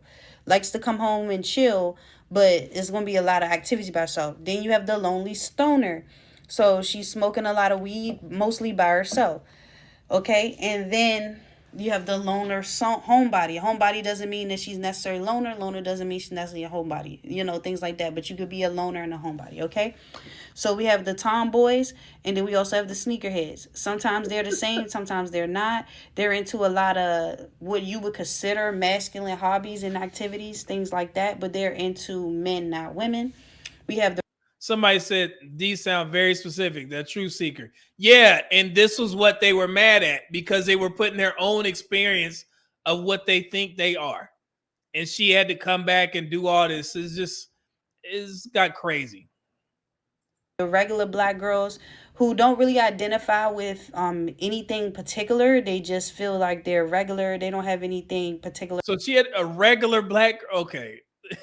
About them that stand out as far as hobbies or anything like that, but they feel like they're pretty, they're regular, things like that. So we have the judicial black girls, the black girls that's the judicial black girl. That could have been the Ebony K one. Which one was that? The corporate or the Capitol Hill black girl? The judicial black girl. Into the judicial system as a profession. We have the professor / teacher black girls. We have the entertainer black girls, could be comedian, anybody who's in the entertainment industry or business. We have the stud black girls. We have the K-pop black girls that's into Korean pop and they go over to Korea, go live there, hang out with the K-pop guys. That could have been in the anime girl or whatever, the cosplay girl. K-pop black girl, it's not that many of. Oh my God. Okay, here we go. And then we have the academic black girls that has like getting their degree, or they have their degree, or they want to go back, doing higher learning, things like that. They like academia. All right, now listen to what she says. Y'all thought I was lying when I said that she was bullied. Listen. And there we have it. Some ones that I didn't mention because it was so, people would just say anything at a point. Wait, why didn't you name the polytheistic pirate black girl? What are you talking about? You know, what is that? Like, I mean, that sounds like a you thing. It doesn't sound like I could be able to like group it, which is fine. It could be a you thing. But some of those things was like, it just like people was writing full books. Like full books about what happened to them in their past and their dad and all that. And you should add that on the board. I don't know where to put any of that you just named, sister. Like, you just wrote a whole character in a novel. I that don't sound like relatable. So just let you know, for some of y'all, some of the stuff was weird, but other stuff, I might not have just saw it and it might not have added. So if you guys do want another one, I would be very interested to see what you guys could come up with outside of everything I just named in part 1 and 2, you know. So if you have one that you want to name, then I'm open to seeing it and like putting it on the board. So excited to see it. If you guys want to see more, just let me know, and bye. All right. So of course she had to do one of the different types of black men, but I felt that should have been something that she strayed away from, maybe, or it could have been vice versa. Maybe the men should have did one about the women and the women should have did one about men, but she did both. So we're gonna listen to it. So here we go. So and I want y'all to point out something. Can y'all, from the black men that she describes, based off of your opinion, and I want both black men and black women to listen to this. Based off of your opinion, which group of black men would get the most booty from black women? Be honest. I'm counting on y'all. Here we go. Okay, so you guys requested that I do one with the different types of black men. So here we go. So back right here, we got the low class. This is bottom tier. You got the hoteps, you got the gangbangers, and you got the hobosexual.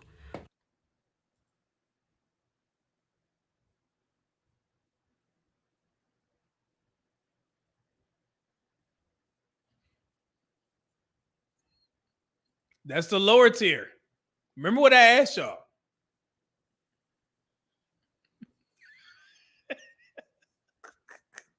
See?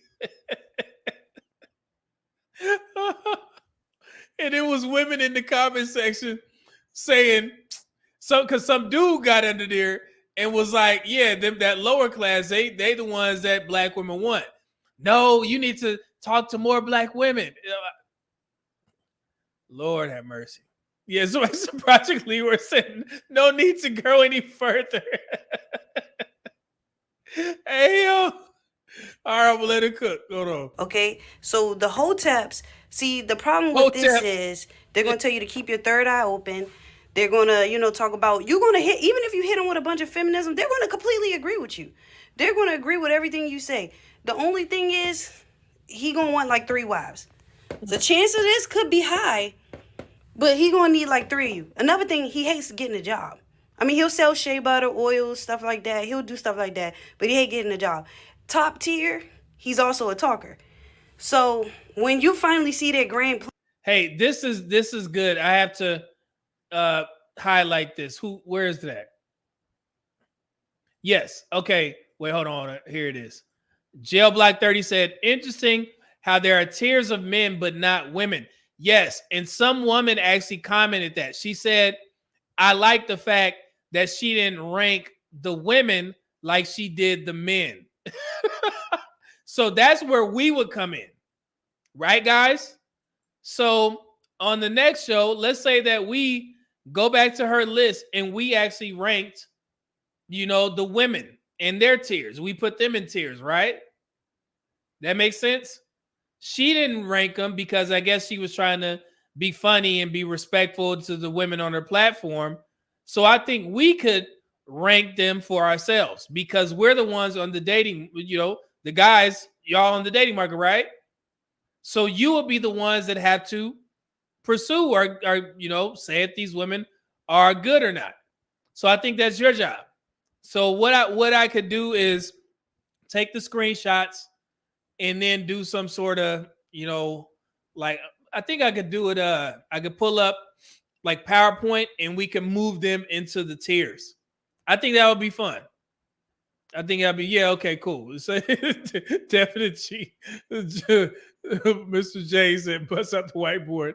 Yeah, I think that would be cool. Sean Smith said, "Yes, sir. Let's do that." Yeah, we could do that. We could definitely do that. I think we could rank those black women. Since they rank the black men, we could do that. I got you. Here we go. Plan to uplift the community. It's like he gets a compound with like 5 wives or something like that, and that's the end of that. I'm starting to think that was the plan all along. But here we go. So the gangbangers, okay, they're bottom tier because he's gonna die. Either that or he's gonna be in jail. This is inevitable.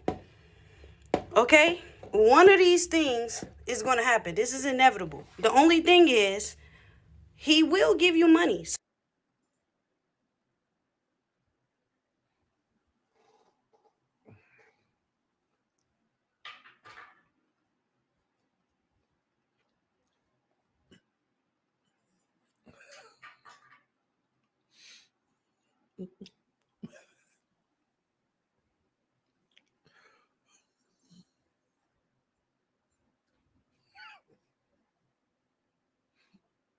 Are women? Why are they even an option? He will give you money. Lord have mercy.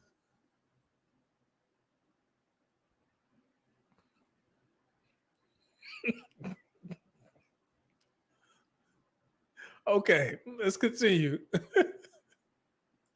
So I put him up here as well. You know why? Because if you need your hair done, your nails done, he'll send it to you immediately. He be having it on him, but he gonna die. He gonna die or go to jail. One of those is gonna happen to him. Then we got the hobosexual. If he's a professional hobosexual, like he's been doing it for years, he's gonna be very handsome. He's very handsome. He jumping from house to house. Once you get tired of him, kick him out. He find another one. Sometimes older black lady, sometimes younger black lady. It don't matter. If he's So I want to give y'all a quick tip. So you know who actually admitted to being a homosexual and he fits the same category is the rapper Dave East. I like Dave East. Dave East, I was listening to his mixtapes before he, became popular on mainstream. New York rapper. Y'all know who Dave East is? I'm pretty sure y'all do. So yeah, so he did an interview with Angela Yee's Lip Service a while back, and he said that he used to be a homosexual. And he said that he was doing it for older women and younger women. They used to cash him out or whatever. So these guys do exist. And he admitted that he used to be a homosexual.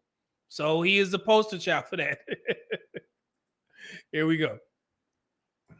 a professional. If he's been doing it at the highest level, he's going to be a pretty handsome dude, and he needs somewhere to stay.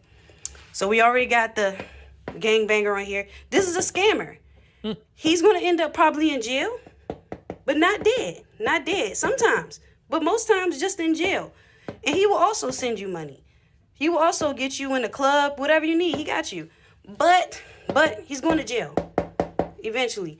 This is a cleaner version of this Hotep, okay? He normally dates earthy black girls. He meditates, conscious.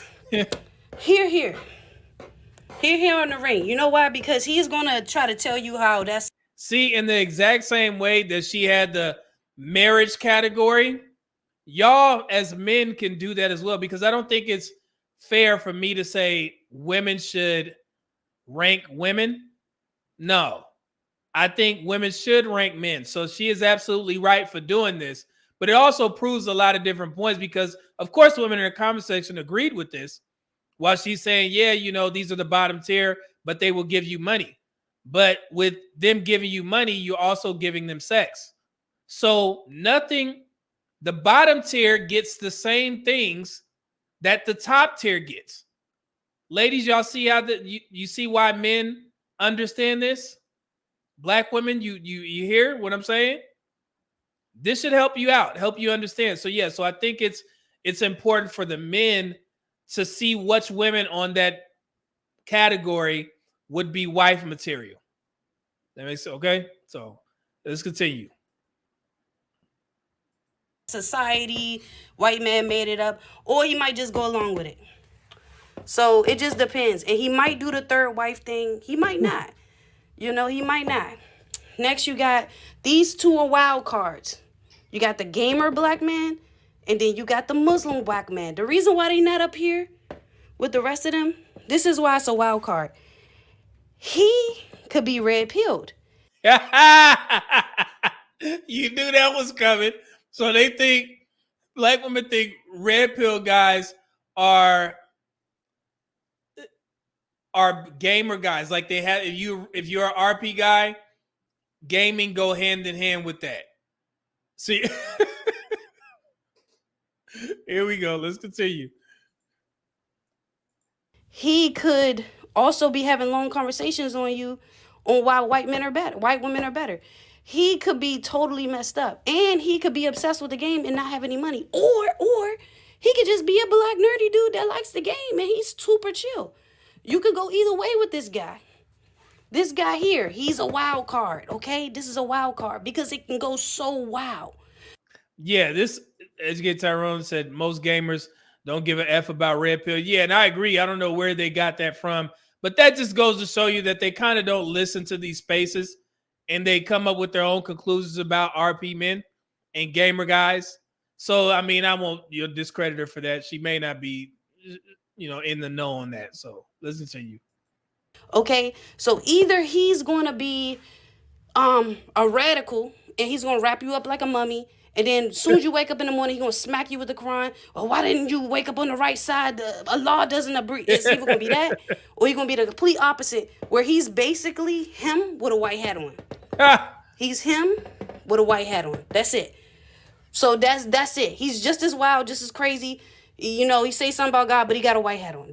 So, and the reason why I'm pretty sure she didn't put two and two together, but the reason why she probably said that is because, and I know this is just a stereotype, not all black men Muslims have been to jail, but we all know that there is some sort of similarities to men who go to jail.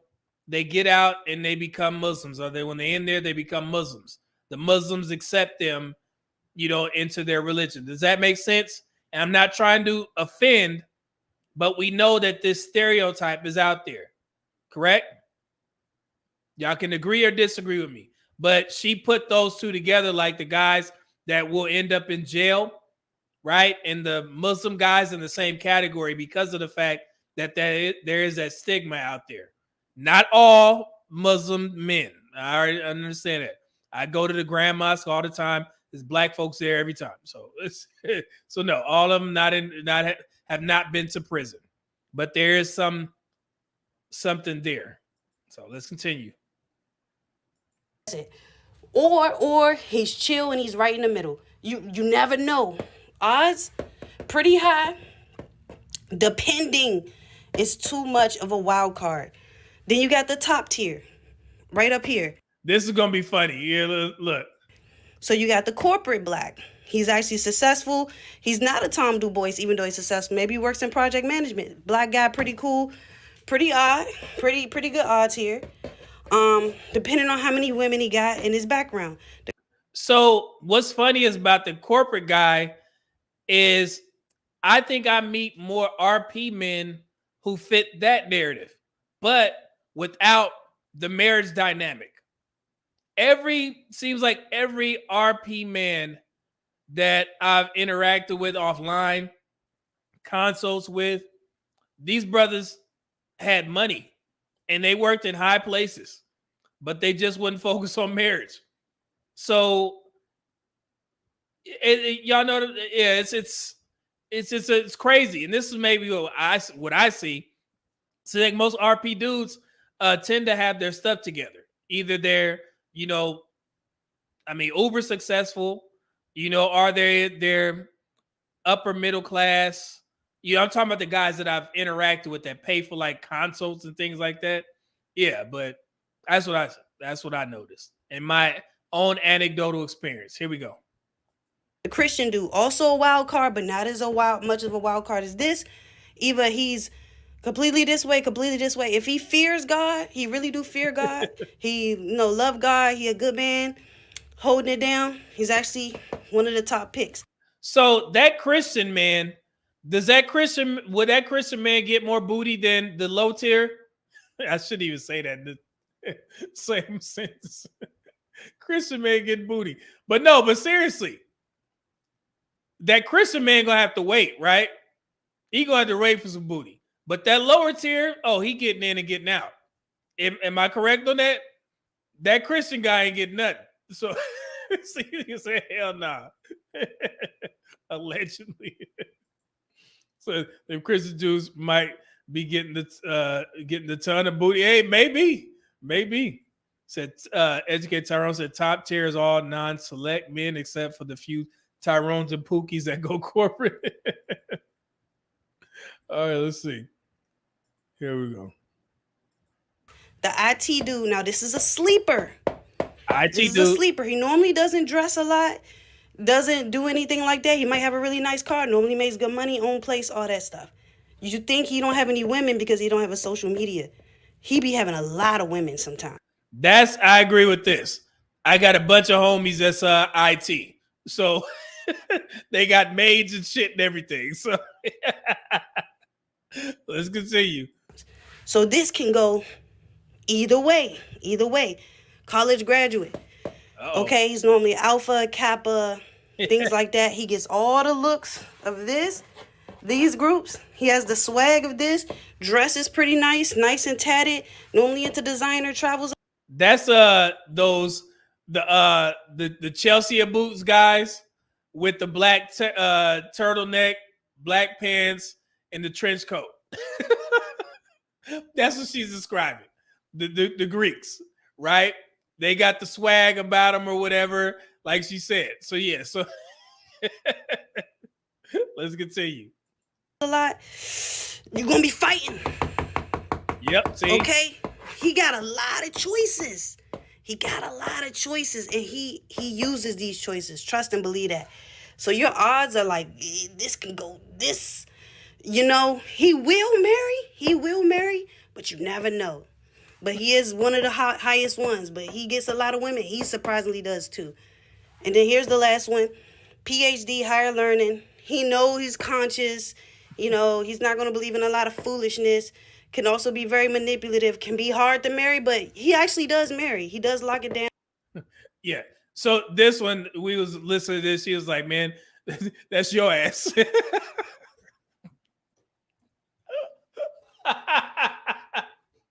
I like, hey, don't be calling me out like that. Oh, hold on, sister. You don't know me like that.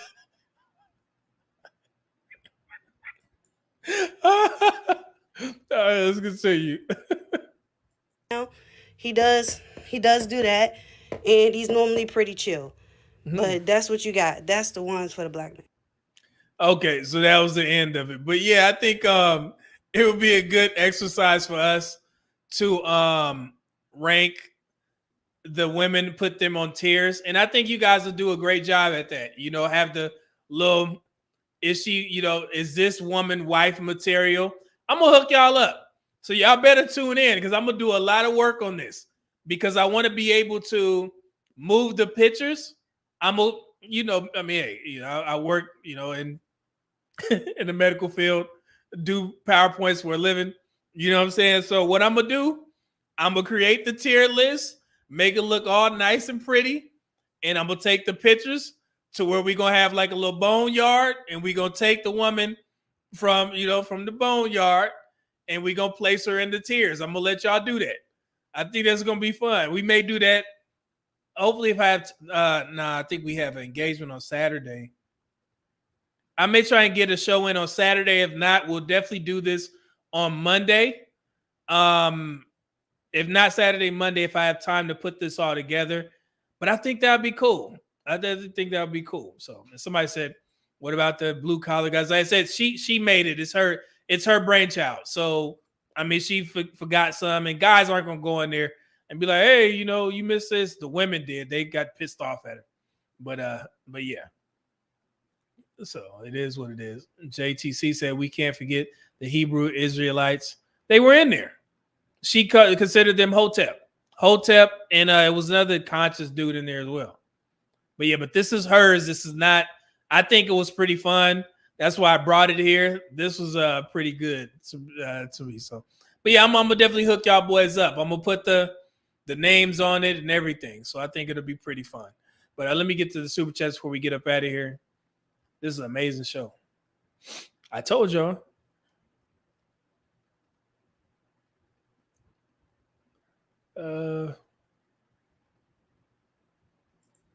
Yeah, Jalen says my funds for the great. Okay, I got that one. Thank you, Jalen.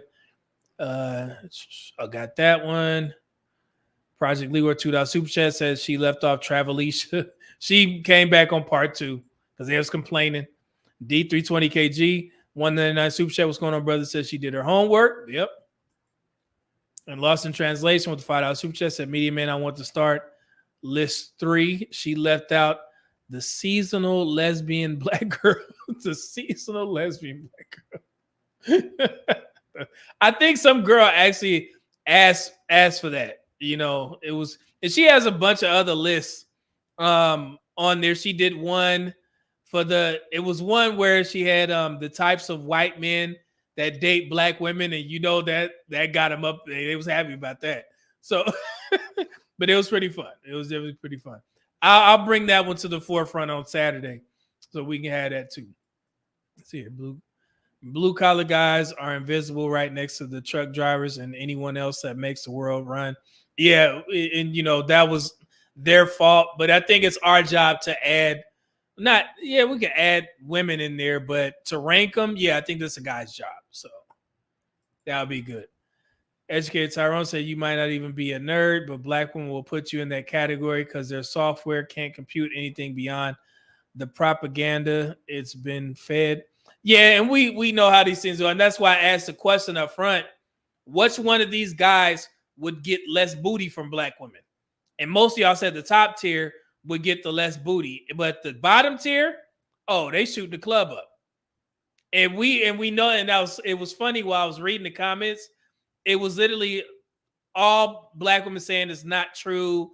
No, where you been at? You don't know black women like that. But black men, we know that successful black men, and you don't come with drama, you tend to get attention from black women after they've had their fun or had children, which is sad to say, but that's what black men know. So we also know that black women are typically attracted to a certain dynamic of man, typically that lower tier. We know this. Black women can say it's wrong, but I'm not going to sit there and wait for them to affirm what we already know. We understand, right? So it's tough, man, you know, because they're not going to admit it, but their actions speak louder than their words. That's why you see so many black women complaining about having children at a wedlock and all these dudes is trash. But the dude that they had a kid with, he already got 3 or 4 baby mamas. And he fits that lower tier category. So that's what attracts black women. So sad, man. Majority. Not all, but majority. Sir says any tier dude can clap cheeks if they have money. So there's just money and no tier. Well, she did mention some of those guys I don't think had money. So so you got money, you good. Let's see here. I get one more faceless man said the older I get, 31, I get more and more attention from black women. I'm the same as I was in my 20s. Oh, that's good, man. You in there, brother. Wait, you also said you get more attention from younger non-black women when you are a responsible, stable, born, upwardly mobile black man. Yeah, and that's true. And I know the black community likes to frame it as like black men who date and or marry outside their race. The women that they tend to date are ugly, are less, not the top tier white women. And that's the lie that they push to make black women feel better about the large number of black men who marry out. So they have to believe that lie in order to make black men feel bad about loving the woman that they decided to marry. And you guys have to understand these things. The black community doesn't like telling black women the truth. They don't understand that black men get all types of white women, Hispanic women, whatever. Everywhere around the world, black men are desired. Even Kendra G says that. So, I mean, it is what it is. But yeah, but we understand it. That's a part of being aware. Understanding that the black community has to lie in order for black women to feel better about what they're doing. And it's sad, but as long as they enjoy it, it's really nothing we can do. So let them have it. So let's see here. Demetrius James said black women compliment my wife on a regular basis. Cool. Definite G said, yep. Arabic women love black men too. Yeah, and it is what it is. Saint Sarah, my brother is a milkman through and through. He ain't never had a gutter bunny on his arm, only beautiful, elegant ones. Yeah, but like I said, they have to push that narrative to make, to for one, shame black men. Because, you know, there's a narrative. I remember one of those divestors, she used to go to like Walmart and she would take pictures of black men with subpar white women. And then she would post them on her YouTube page. This is when I first started to learn about these spaces. I was like, man, this is crazy. Because she had like slideshows doing this. And that was pushing the narrative like, yeah, black men love, you know, fat white women. They marry fat white women. And it's funny that you see that. And also, somebody sent me a clip of, I have a question for you guys. Let's bring this up. Because I know y'all are more, you know, into these spaces more than me. I saw a video, and shout out to CJ for sending me this, where there was a panel show that had a discussion about the young woman, Love Dorsey. You guys know who that is? You guys know who Love Dorsey is? So I didn't know her name, but I had seen some of her videos in the past. You know, they had shared a couple of videos where I think she was talking about single mothers, so on and so forth, right? Somebody sent me a clip of her on this show, and then they had a panel of men discussing how she speaks. She speaks very masculine. Like she is cussing, all this, all that, or whatever, but her logic aligns with what men are saying, which means that she's accepted in male spaces. Am I correct? I see a lot of guys. Okay, cool. Yeah, see, okay, I'm not, okay, yeah, I was the only one that noticed that. So she speaks very aggressive, right? But men agree with what she's saying in regards to, you know, her message to women. And what I got from listening to her speak is that I think she's a necessary evil to speak to women on their level.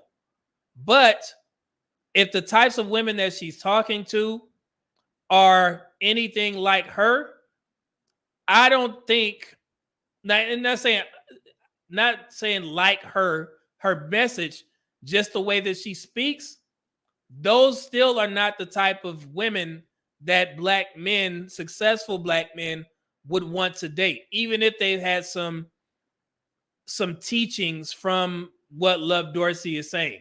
But I think she's a necessary evil the way that she speaks, because there are a lot of women who speak just like her. And so the guys on this panel, they were discussing her attractiveness. Like, would you be attracted to her? Right? And when you listen to the woman, of course, that's not my cup of tea. I don't deal with women who speak that aggressively like that, right? But I also seen a lot of men trying to make up things by saying, yeah, you know, but her logic is on point. Her logic is on point. So that makes her attractive. So I want to ask you guys, is that true? Is that true? Will you look the other way? Even though she's speaking the same truths that you guys talk about, would you still consider her fit to be a wife based off of the way that she talks to women? Somebody said, hell no. No, it doesn't. So, and I also want to bring up another point to add to that. Y'all know who Just Pearly Things is, right? I remember, and this is when I first got into these spaces. It was a lot of guys that love Just Pearly Things. You guys saw that I never talked about her because I knew that she was doing what she was doing to get that damn money, which was smart on her behalf, right? But there were a lot of guys again saying that, hey, Just Pearly Things, she may not be the finest woman, but her logic, makes her a 7 or 8 or something like that. I used to see guys say this, but it's Just Pearly Things, the type of woman that you will want to marry based off of her looks. Me personally, Just Pearly Things is not attractive to me at all, but she does listen very well and regurgitate certain talking points that have already been said in these spaces. So, y'all, somebody said, no, I'm good. Demetrius James said, you're never going to have rest with that aggressive of a woman. No, Pearl looked like a thumb. Yeah. And so, but my thing is this, I seen a video on TikTok that drives this point home in regards to Just Pearly Things. There was a white man that actually went viral on TikTok that said that Just Pearly Things is not the type of woman that he would marry because he doesn't find her attractive, which is fair. So my thing is this, if you guys are going to be, I guess, sticklers of your standards, then it has to work even if a woman is logically sound on today's relationship dating market. You can't make exceptions just because she's saying some things that you like to hear. Does that make sense? And that's where we muddy up these conversations with the women who are trying to learn. But then y'all asses, some of y'all will go out there and start saying that, yeah, but she, the way she thinks is attractive. And we know that men lead with looks first. And then after that, you can start talking about character, how she speaks. Is she masculine? Is she feminine? So those two women that I mentioned, they have two things working against them, right? So we got to be on the same accord here, because you would want women to start listening to these spaces more. And in order to do that, we can't muddy up these conversations based off of, if a woman is saying something that you want to hear or not. So I'm just putting it out there so y'all can, be smart about this. All right, let's go get out of here. That was funny, that video from that white dude. But yeah, so this is a great show. Shout out to everybody who sent in the cash apps and super chats, man. I greatly appreciate it. We went 4 hours on a Wednesday, mind you. Now it's time to go watch some hoop.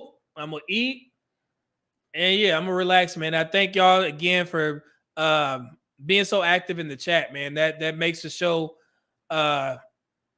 so much more enjoyable, and that's why I try and keep you guys involved with these interactive type of things. And I think y'all enjoy it. So so we definitely gonna do that.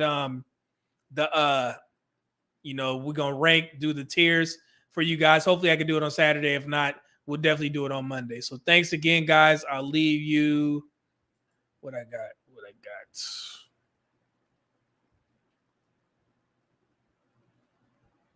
Oh, I'll do the 90s fine mix for you guys. But till next time, I'm out. God bless you all. Be safe out there. Eat healthy.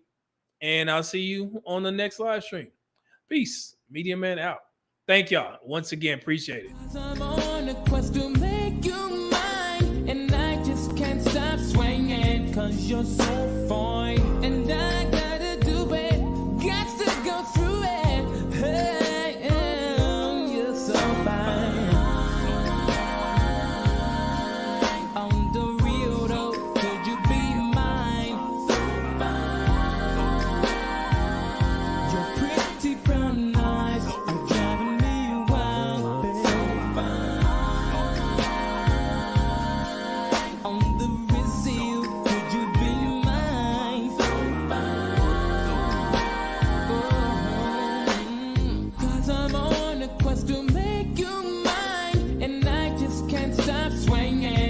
cause you're so fine. And I gotta do it, got to go through it. Hey, you're so fine. On the real though, could you be mine? Your pretty brown eyes are driving me wild, babe. On the real, could you be mine?